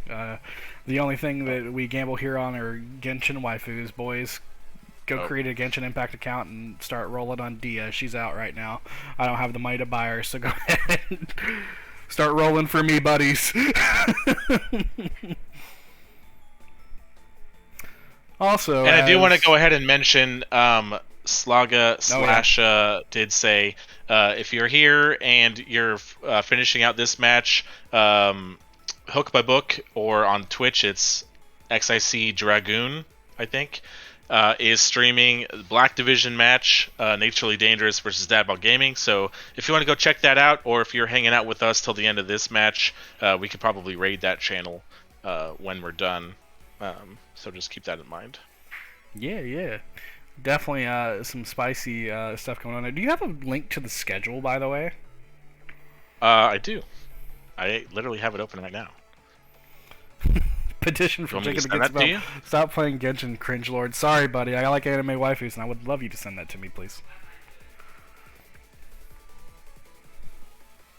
I will say, I haven't touched Genshin for like 5 months now. I've been waiting on Daya to come out, and then like the moment that they drop her is the moment that I am broke as all get out. It's not totally because I dropped $400 on art for some other stuff, so don't worry about it. I didn't just dump like 3 months worth of savings for cute character art of my WoW characters. That's totally didn't happen. As we get our stuff over into in-game, hopefully this loads up the first time. Come on. Hey, right away. Ooh, there we go. look at that. It just needed to warm up from the last game. Yeah. Alright, I'm going to pause at 10 and I'm going to cut off from music. Boop. Pause at 10, I'm going to cut off the lo-fi. Boop. Scoreboard, get up there. Objective timers, get up there. Alright, you let me know. I am... Yes, I'm ready. Are you at 10? Yes. Alright, count us down. Alright. 3, 2, 1, go. Alright, we are in the mix. Let's see how the early phases roll out. We got some Skinergy here on Seavan and Squints going red and black on the Dawnbringer Soraka and the classic Cassiopeia Chroma. We get the pink Egg Boy coming in too, so kind of fitting the mold. Yeah. Alright, let's... Are you just... Okay, we got the red and black. We got the battle cast. Zach, what do you got for me, Dylan? Dylan's over here, fisherman. Or no, he's got the plank. He's got the wooden thing. So we're waiting on Skinergy on this side so far. We got blue. We got blue. Yeah, I'm looking at that Jack skin. There's like nails coming out of that thing. Yeah, he actually has a weapon now. He has like a wooden plank with weapon, or like with not nails in it. That's nuts. I don't know what Jack skin that is. Also, tell me that model doesn't look like it's from a game from like original Xbox era, boys. Look at that shit. Right, games, update Jax, please.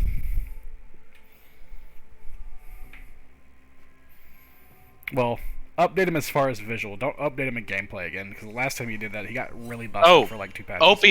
Opie opened up the prediction for us in Twitch. So, if you're in Twitch, go spend your points for who's going to win game 2.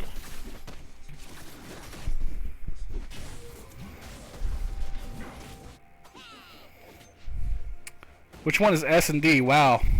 Which one is S&D? Please, there is no... What are you talking about? We gotta get our... Someone needs to change our stuff. S&D is STFU. They messed... I thought it was right. Opie messed up the poll.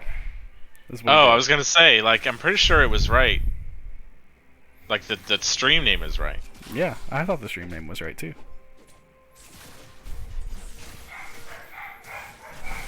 Okay, so S&D is STFU, I guess, in this.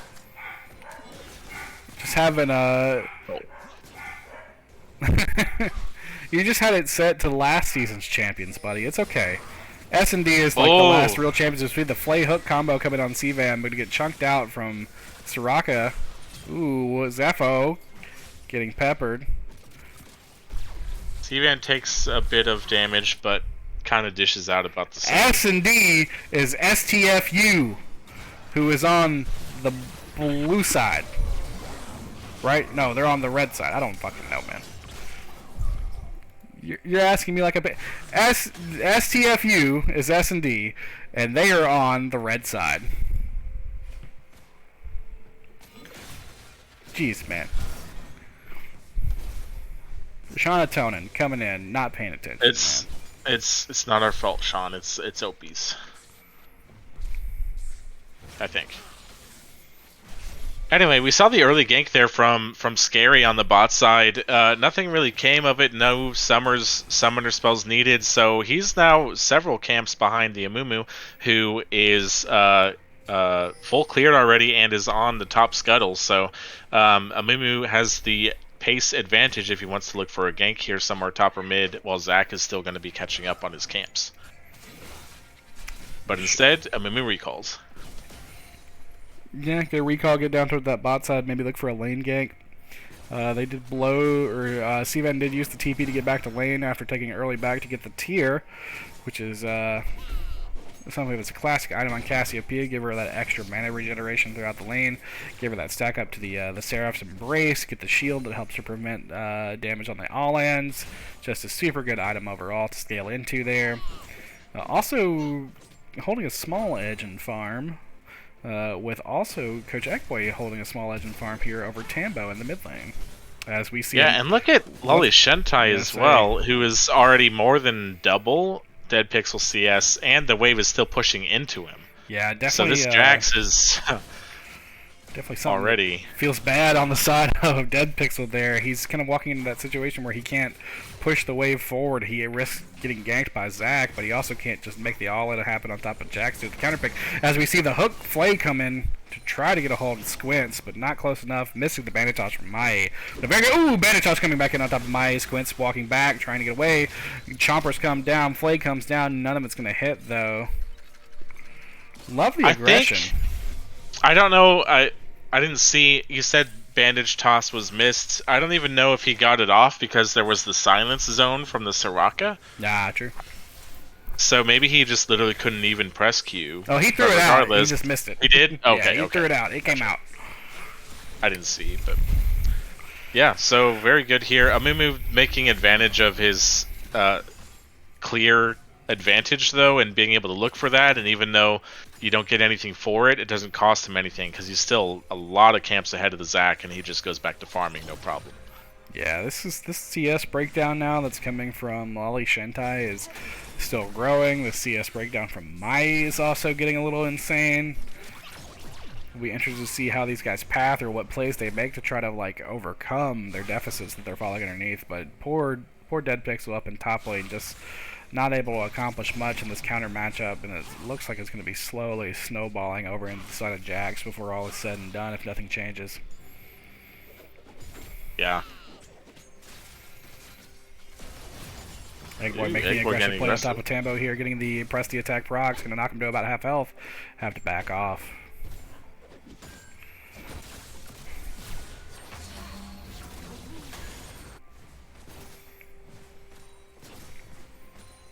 Eggboy also doing a nice job at putting a lot of pressure here on Tambo in this mid lane. This should honestly be facilitating a little bit more aggression out of Scary to get into these lanes and get ganks going off so that he can actually like recoup these losses that he's missed from these camps. And honestly, Eggboy should be moving with him.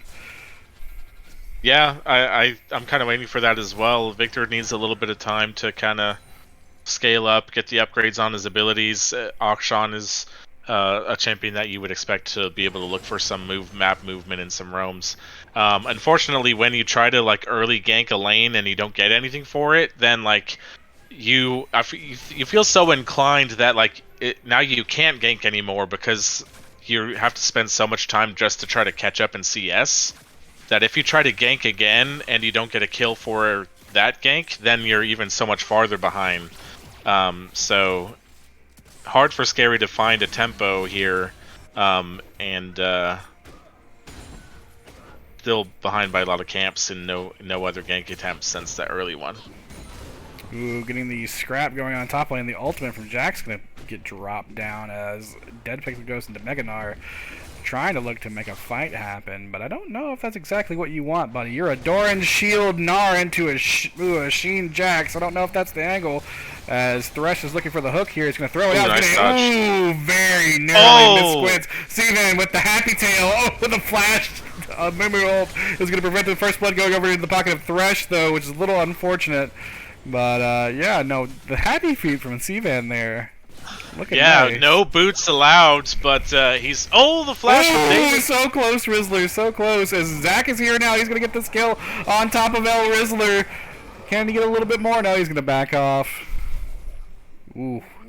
You love that. You love to see boys making flash plays, trying to be aggressive, trying to make something happen for their teams. I like that. So we kind of end that Eggboy on the roam. Zepho getting a little bit of damage here. Going to get the Flay into the turret range. He's got the Ignite on top of it. He's just going to have to commit to the but the Lantern Shield! But Zepho is fed now, boys. GG! I would love to see Boots. That's his option here. I would love to see Boots and just start getting around the map, honestly.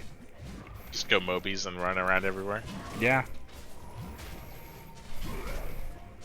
Goes for Kindle Gem and he goes for his shield. So he's wanting to stay in lane a little bit closer to his buddy. Wait, he sold it. No, we sold it. What we're doing here? Zepho, get the boots. There we go. There's the Swifties. That's what I like. The Swifty Kindle Gem. That's a little bit better. That's what I like to see. So let's see if Zepho can get around this map off of these better pushes in and let Jinx just soak the solo EXP up and get around and start helping out his team and seeing what they can accomplish across the map. Also opting for the Null Magic Mantle too. I like that pickup against the Cassiopeia and the Soraka lane. As Eggboy looking a little aggressive here on top of Tambo. He's going to hit him with the Q, going to hit him with auto attack, going to get the full proc off to press the attack. He's going to get stunned up in the mat and forced to back up. Yeah, even though he gets stunned by the gravity fields, like that damage he gets off, pretty impressive, and doesn't really take much damage for it in return. So even with that roam and dying bot, he's still up 4 CS. Unfortunate death to the turret there, but still feeling just fine here in the mid lane in this early matchup. Squint's unafraid to throw down that E to just get off a little extra poke. Oh, nice hook! Ooh, Death Sentence comes in on top of Cassiopeia, but missed the ultimate though. Good turnaround by El Rizzler, and then they're going to get both kills off of the Squints if they can make it happen. Zepho, ooh, the flash comes out from Squint. Zepho getting super fed in this lane. You would like to see those kills going over the Jinx, but hey, it's working out. We're missing out CS on top of this this Cassiopeia here as El Rizzler is now up 10 CS, going to be up a little bit more. TP comes out here, Mai finds Eggboy. He's going to walk towards him. He got one bandage toss down. He's going to drop the ultimate. Zach's coming in to try to save his boy. I don't know if he's going to be able to make it. He bops around the wall and gets away. Kill over the pocket. Oh, another hook! Again coming in from C-Man. Are they going to be able to get this kill down? Ooh, he's stuck in the rocket mode. I don't know if he's going to be able to have the DPS to get out of this. He's going to narrowly miss it. Another kill goes over. And he's Zepho! Another hook! Get 5 kills. Let's go, buddy. Come on! 5 kills! Come on! Oh! Couldn't get the last auto. You gotta... Just go 80 Thresh. Go 80 Thresh. I want to see rapid fire cannon and IE in your inventory in this game at some point. And hopefully it's a oh no, it's not gonna be a Hextech Soul. That's sad. Like hopefully it's a Hextech Soul so we get the static shift on top of everything. I miss doing that. I miss playing 80 Thresh and ARAMs and just building static shiv and just going zapping people. He has one of the more satisfying auto attack animations in the game, especially crit animations too. Zepho is popping off right now. These death sentences have been completely on point, and a lot of you see, you know, why something like that Soraka is actually a pretty good pick, because even though the Cassiopeia gets hooked, the healing from the Soraka plus the healing that is innate to the Cassiopeia keeps her alive long enough to kill the Jinx. Thresh, of course, gets the kill afterwards, but yeah, very nicely played here. Zepho is kind of popping off here. Yeah, definitely on the move or on note with these death sentences. Is we got Zach floating down the bot lane, and Mimi floating nearby as well, but also Akshan lurking in the wings. They're trying to make a play for this dragon. It looks like Zepho walking in. Doesn't see these guys waiting in the wings. Sees the Zach off of the Scars Bloom. Gets a ping out here, but Akshan still lurking around in the shadows, letting minions die to his turret right now. So not accomplishing a whole lot. I think you got to know that Amumu is here too, so you just got to be pretty careful of the engage. While Akshan went back to mid, so kind of the play is off here. Victor also floated down, but he had the time to move. It was his turn, so you know David is tilted not getting those kills, says Snucker Guy. That's for sure. Dead Pixel getting a good bit of damage down on Molly Shentai. Gonna have fighting into the wave though. Gotta be aware of that damage before he gets all in. Look at it, 134 CS already on more than 10 CS a minute. Oh, the bandage toss! Excellent bandage toss coming in on Coach Eggboy. Going to get stunned out. You can have the follow-up bandage toss. No. So either he was down one or just not afraid to. Whoa! Excellent flash, excellent miss on the counter strike. Ooh. Jinx Rocket coming in, gonna hit. Oh my god! Eggboy, how much that, health like 20, 30 health? Eggboy was sitting at about maybe 40 health before his spots kicked in. flash gone here from the Jax, but you know, he's not really in much danger. Ooh, nice flash force there from Scary. Tambo just trying to be safe here. Zepho making his play in, getting the hook on top of Soraka. I don't know if this is going to turn out for anything. They're just probably going to back this one away as both champions get knocked up onto the choppers and unable to follow the damage that they lay down onto Zepho. Honestly, if I am Scary, I'm targeting the spot lane. That's a 400 gold bounty on a freaking Thresh. One of the lower mobility champions in the game. Like, that should be in the pocket of somebody right now. Yeah, preferably your Cassiopeia, but interesting. Scary goes for the Sunfire first on Zac, which for a while the Demonic Embrace was the popular move. So I expect if you're not going to go Demonic Embrace, you're going to go straight for the Mythic. But instead he goes for the Sunfire. It's going to help him clear jungle camps and gives him some general more burn damage when he's in the middle of a bunch of champions. But I think he knows there's enough damage on his team with basically three other carries that he's fine just going for these tank options. Yeah, Jack's doing an excellent job up here in the top lane. Ooh, I guess the Q off onto Squints. This should be a dead Squints.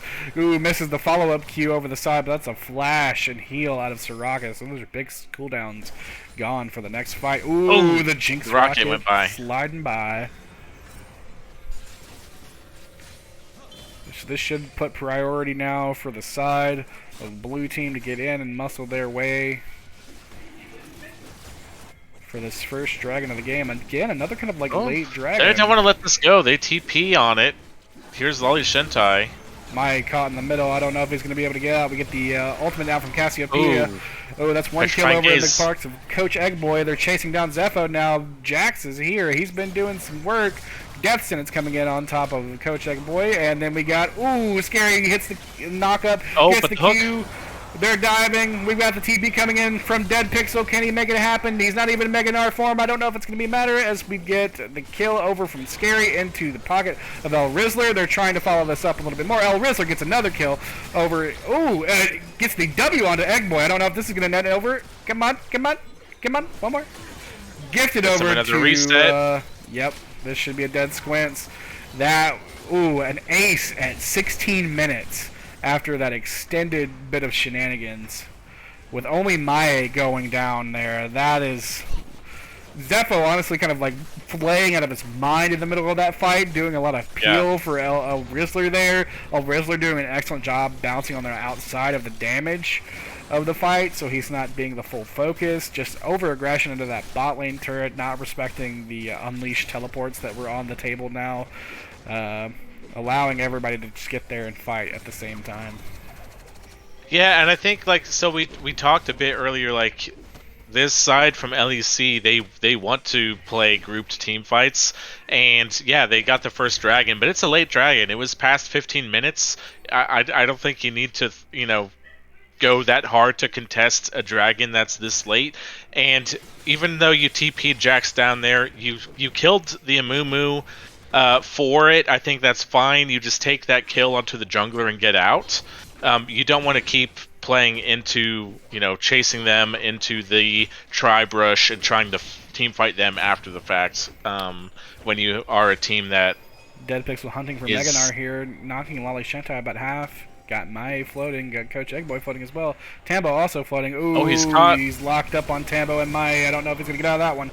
That's a kill over to the pocket of Tambo. Tambo, 3-0.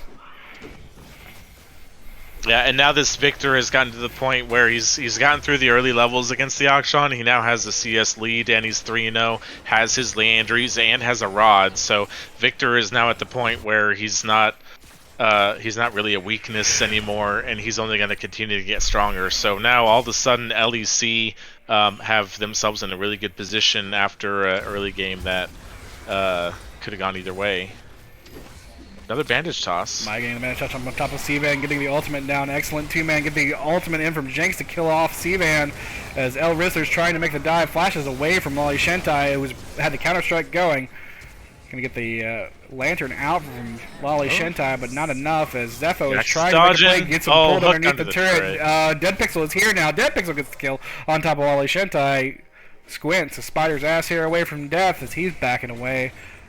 Still a 2 for 2 overall. And a kill going over into the pocket of Dead Pixel puts him on bounty range as well. Zepho still sitting with a 500 gold bounty, boys. This is game 2, Mr. Gerg 7.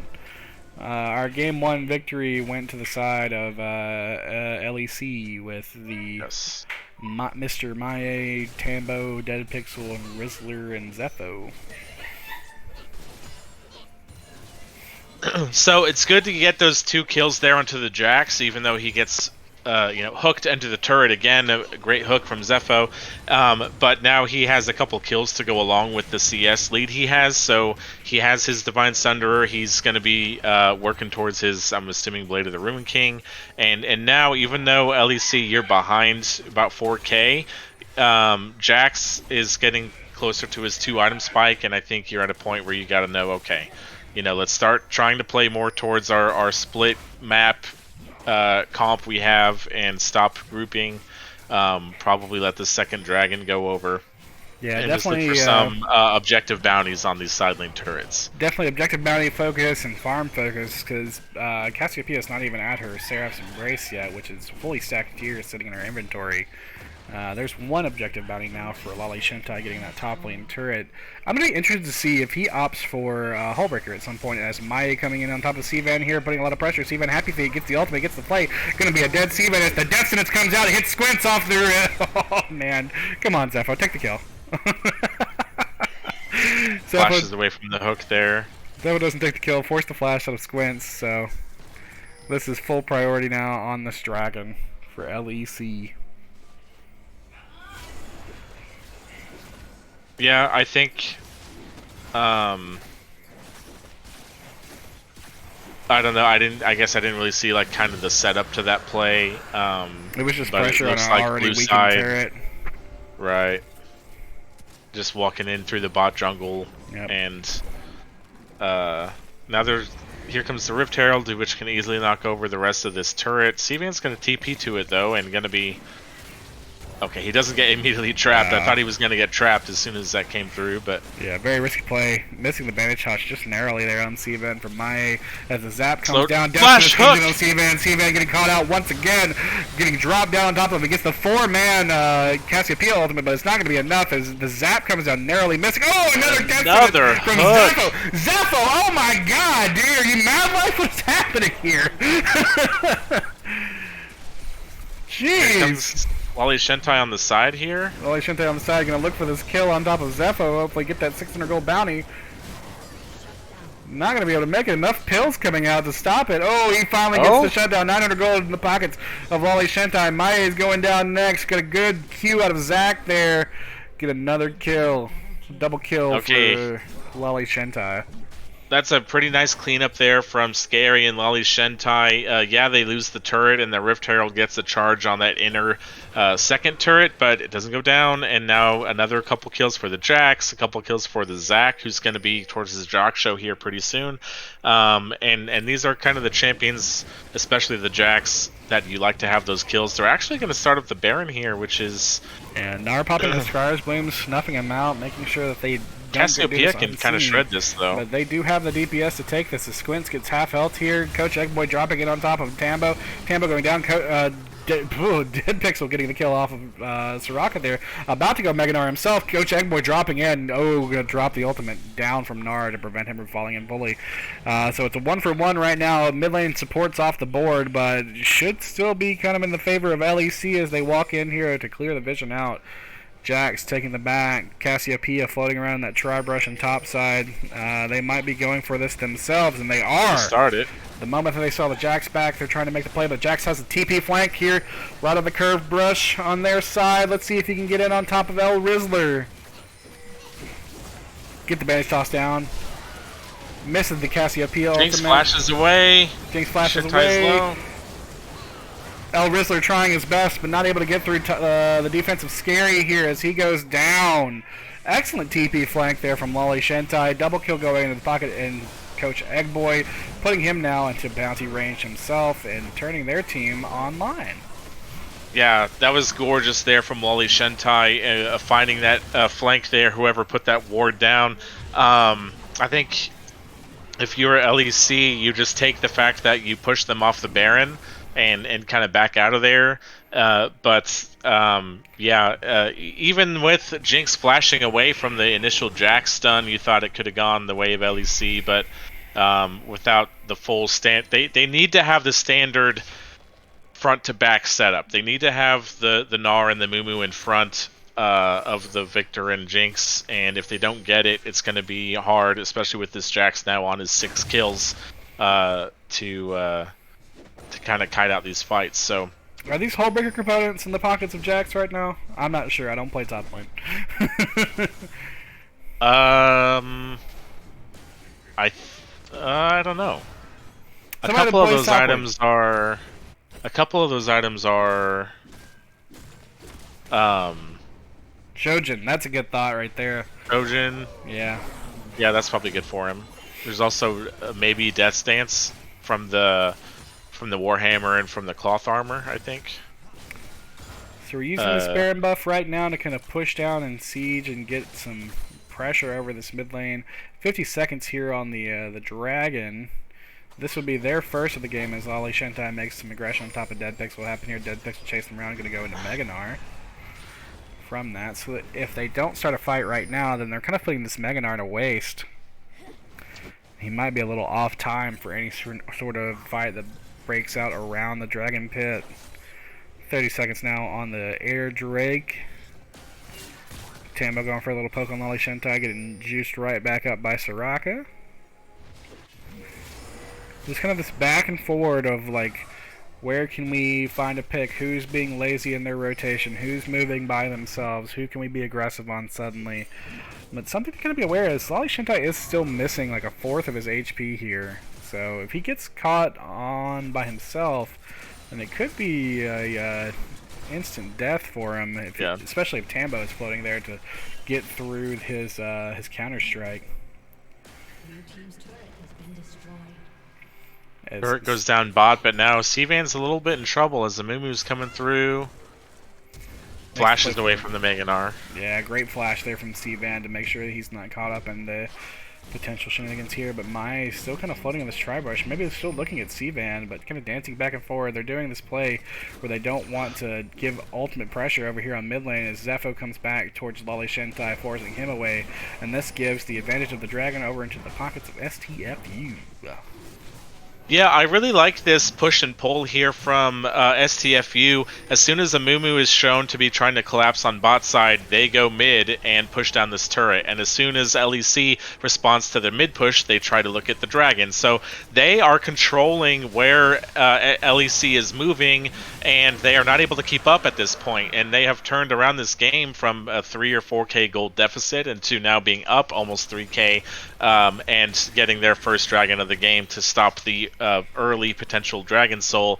So really very smart macro here as well from is LEC? No, STFU, as we're going to get closer to 30 minutes here soon, but they are clearly the ones with advantage on the tempo on these plays. Yeah, something we talked about is they want to be there first in the draft phase, and you know, it started off poorly for them, but they got to the point where they were able to get some tempo and get to these like neutral spots first, so they can make plays like that where they force LEC to bounce back and forward and not going to be able to walk in and find their way into it without risking a death or risking a team fight.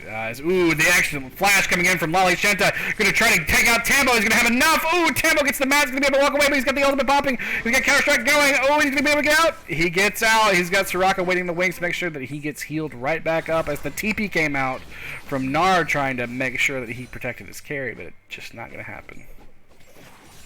Yeah.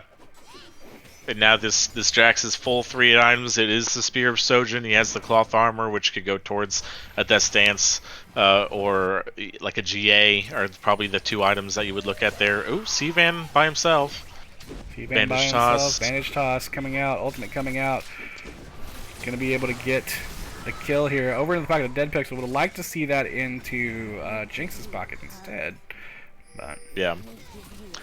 That's a pretty big misstep there from Cvan. Nobody else on STFU is anywhere near that play. Why is Cassiopeia by herself in the enemy jungle when nobody else is even on that side of the map? But really nothing that LEC can do off of that pick. It's just the little kill gold. Nothing else they can do. So it's not the biggest misstep in the world, but you gotta want to play cleaner than that here as you're getting close to 30 minutes, because those death timers are going to start to get longer, and if you get caught out like that, then that's even more time that you're at a numbers disadvantage on the map. Don't tempt me with a good time, Hanzu. I will make the joke. We get the pings coming out here on Baron Asher. 30 seconds until it spawns. Zepho clearing out some vision here, making the way clear for his team to find their way forward. So yeah, let's hope they can find this this front to back. Oh no, Shot Toted comes in, all caps. Is it? No, chat, why? Oops, Zach charging up the jump here, makes a jump in on top of Zepho, gonna get the knockoff on the Mai here. Jackson floating, jumping towards Tambo. Tambo's gonna be knocked down and dead from Coach Eggboy, and Jax being on top of him. Mai trying to walk out. Eggboy pumping some damage in here, but the fight's going on the other side over by Blue Pin.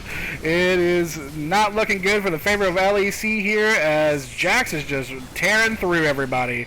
Nar doing his best to try to get out. Has the flash, tries to get away with the flash, but Zach's right there to stop him. Flashes over the other side. That's the ace for the side of STFU, and this Baron should be theirs. I think they kind of scaled, boys.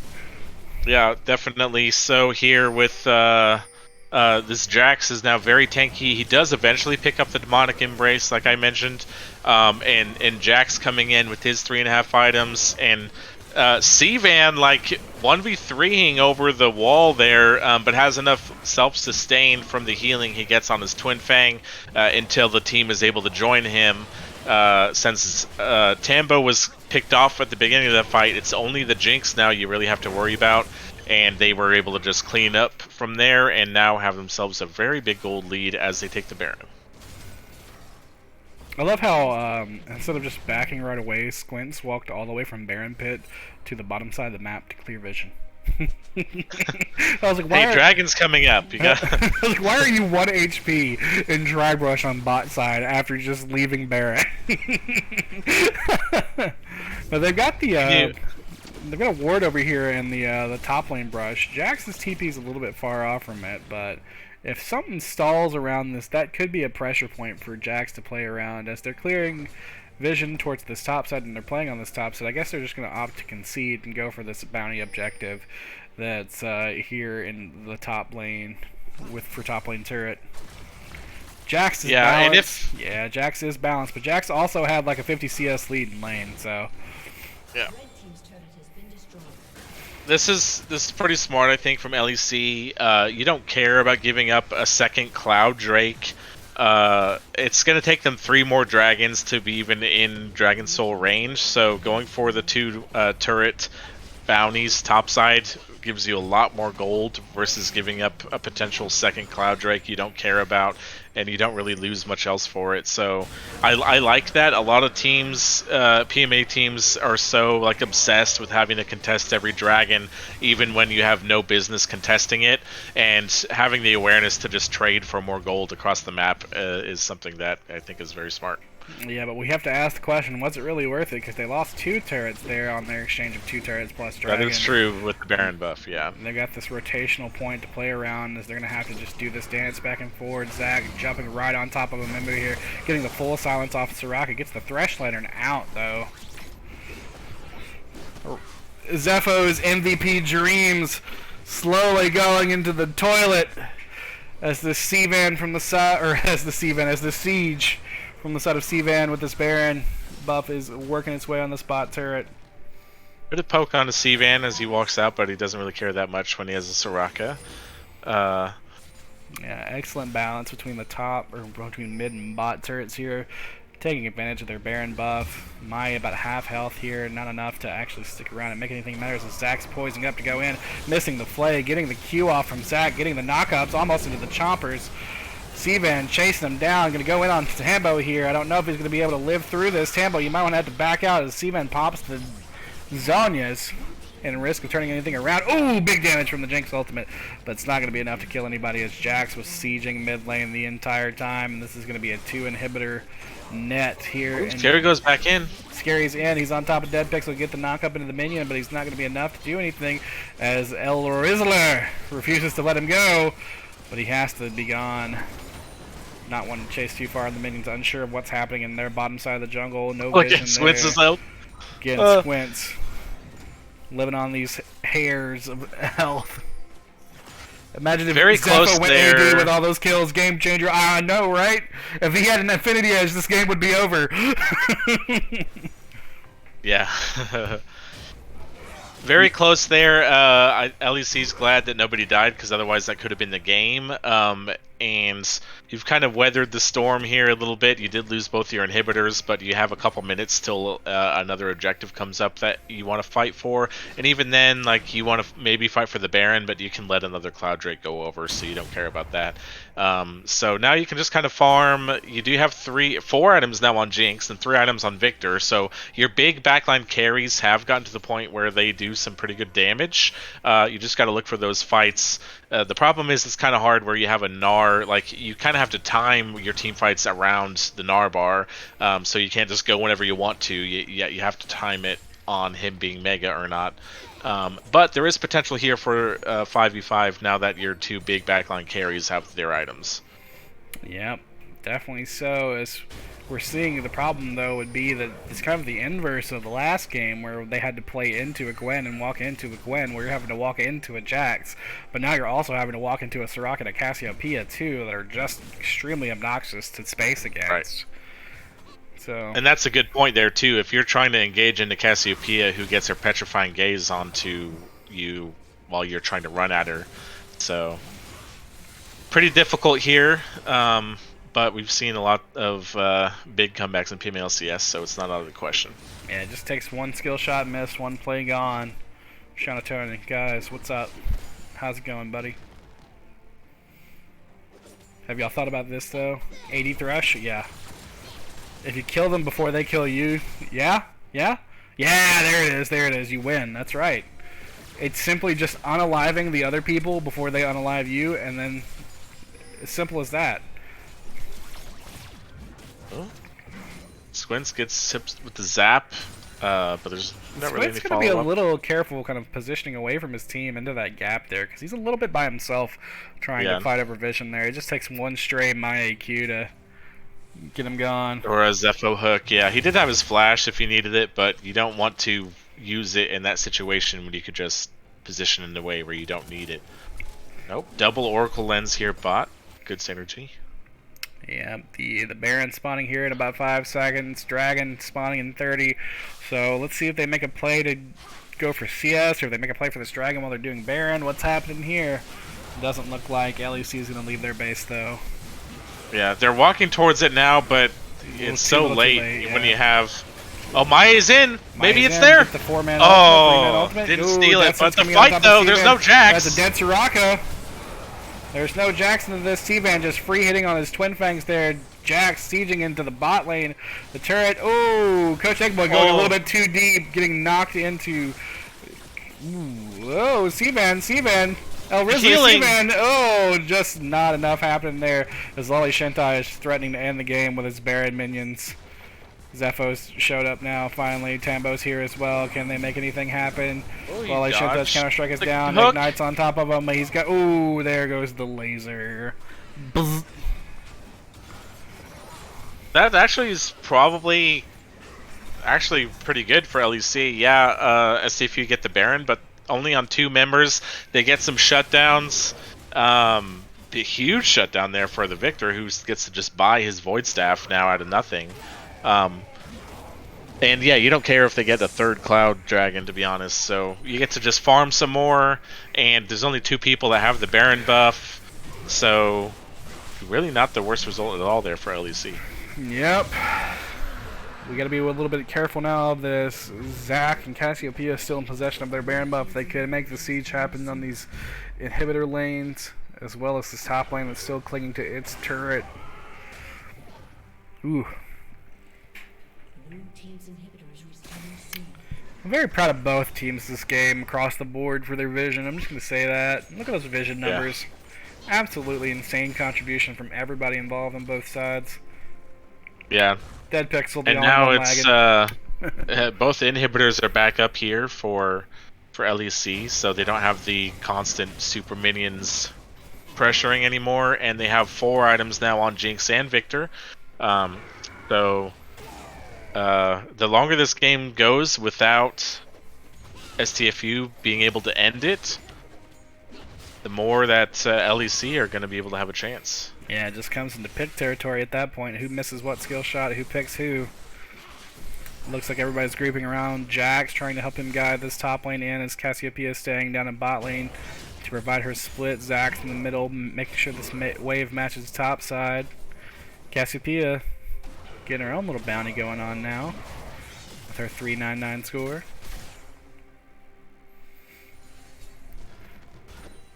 Just playing the dance. Who's lazy? Who's moving on top of Vision?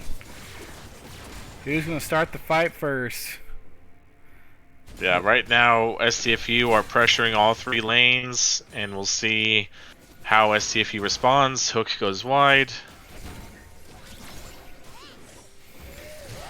Ooh, Cassiopeia getting the miasma on top of Gnar. Not going to be able to get the full breath out. Oh, scary. Getting knocked up and into the inhibitor as the healing on from Squints is preventing Seaman from dying as after he got a full combo from Mae.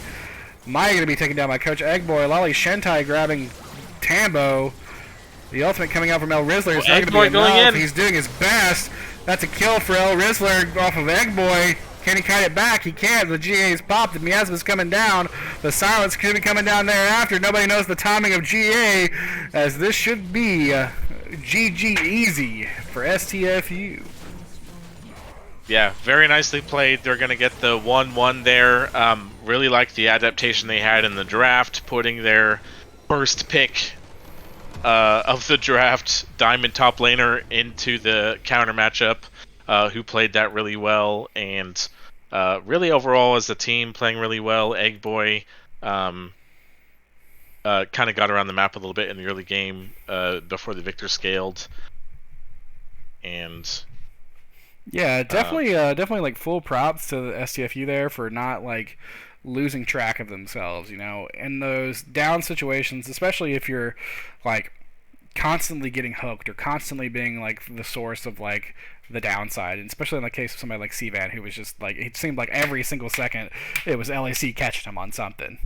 You know, just good mental fortitude there from the side of STFU to just know their win con, know their strength, know what they need to play towards, and playing towards it. Yeah. I would entertain post-game interviews, but I have to be up at like 3 a.m., so I'm not going to entertain post-game interviews. Otherwise, link Homeboy's channel if their games are still going, and let's get out of here. Yeah, and actually I think I've never done this. Let me see if I can try to rate it. I think I might have to do it myself. I'm not sure. No, I have the dashboard open, so I can do it. Oh, I'm just going to do it right now. Start raid. Let's go for the raid. We're going to head over to the next game of PMA LCS. Thanks you guys for tuning in.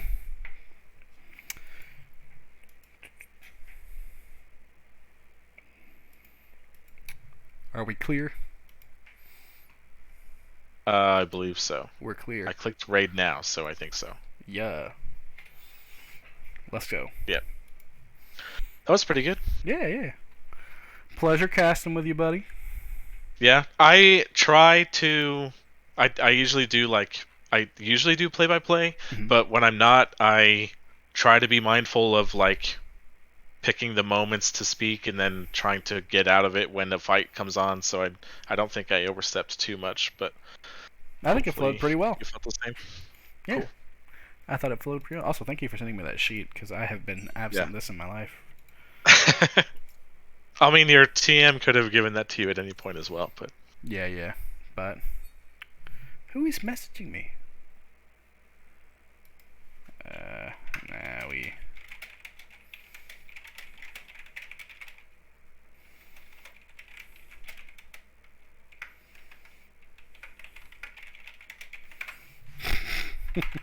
He's like, Hoagie was like, who won MVP? I was like, we dipped before we actually made the poll. Give it to Lolly Shentai.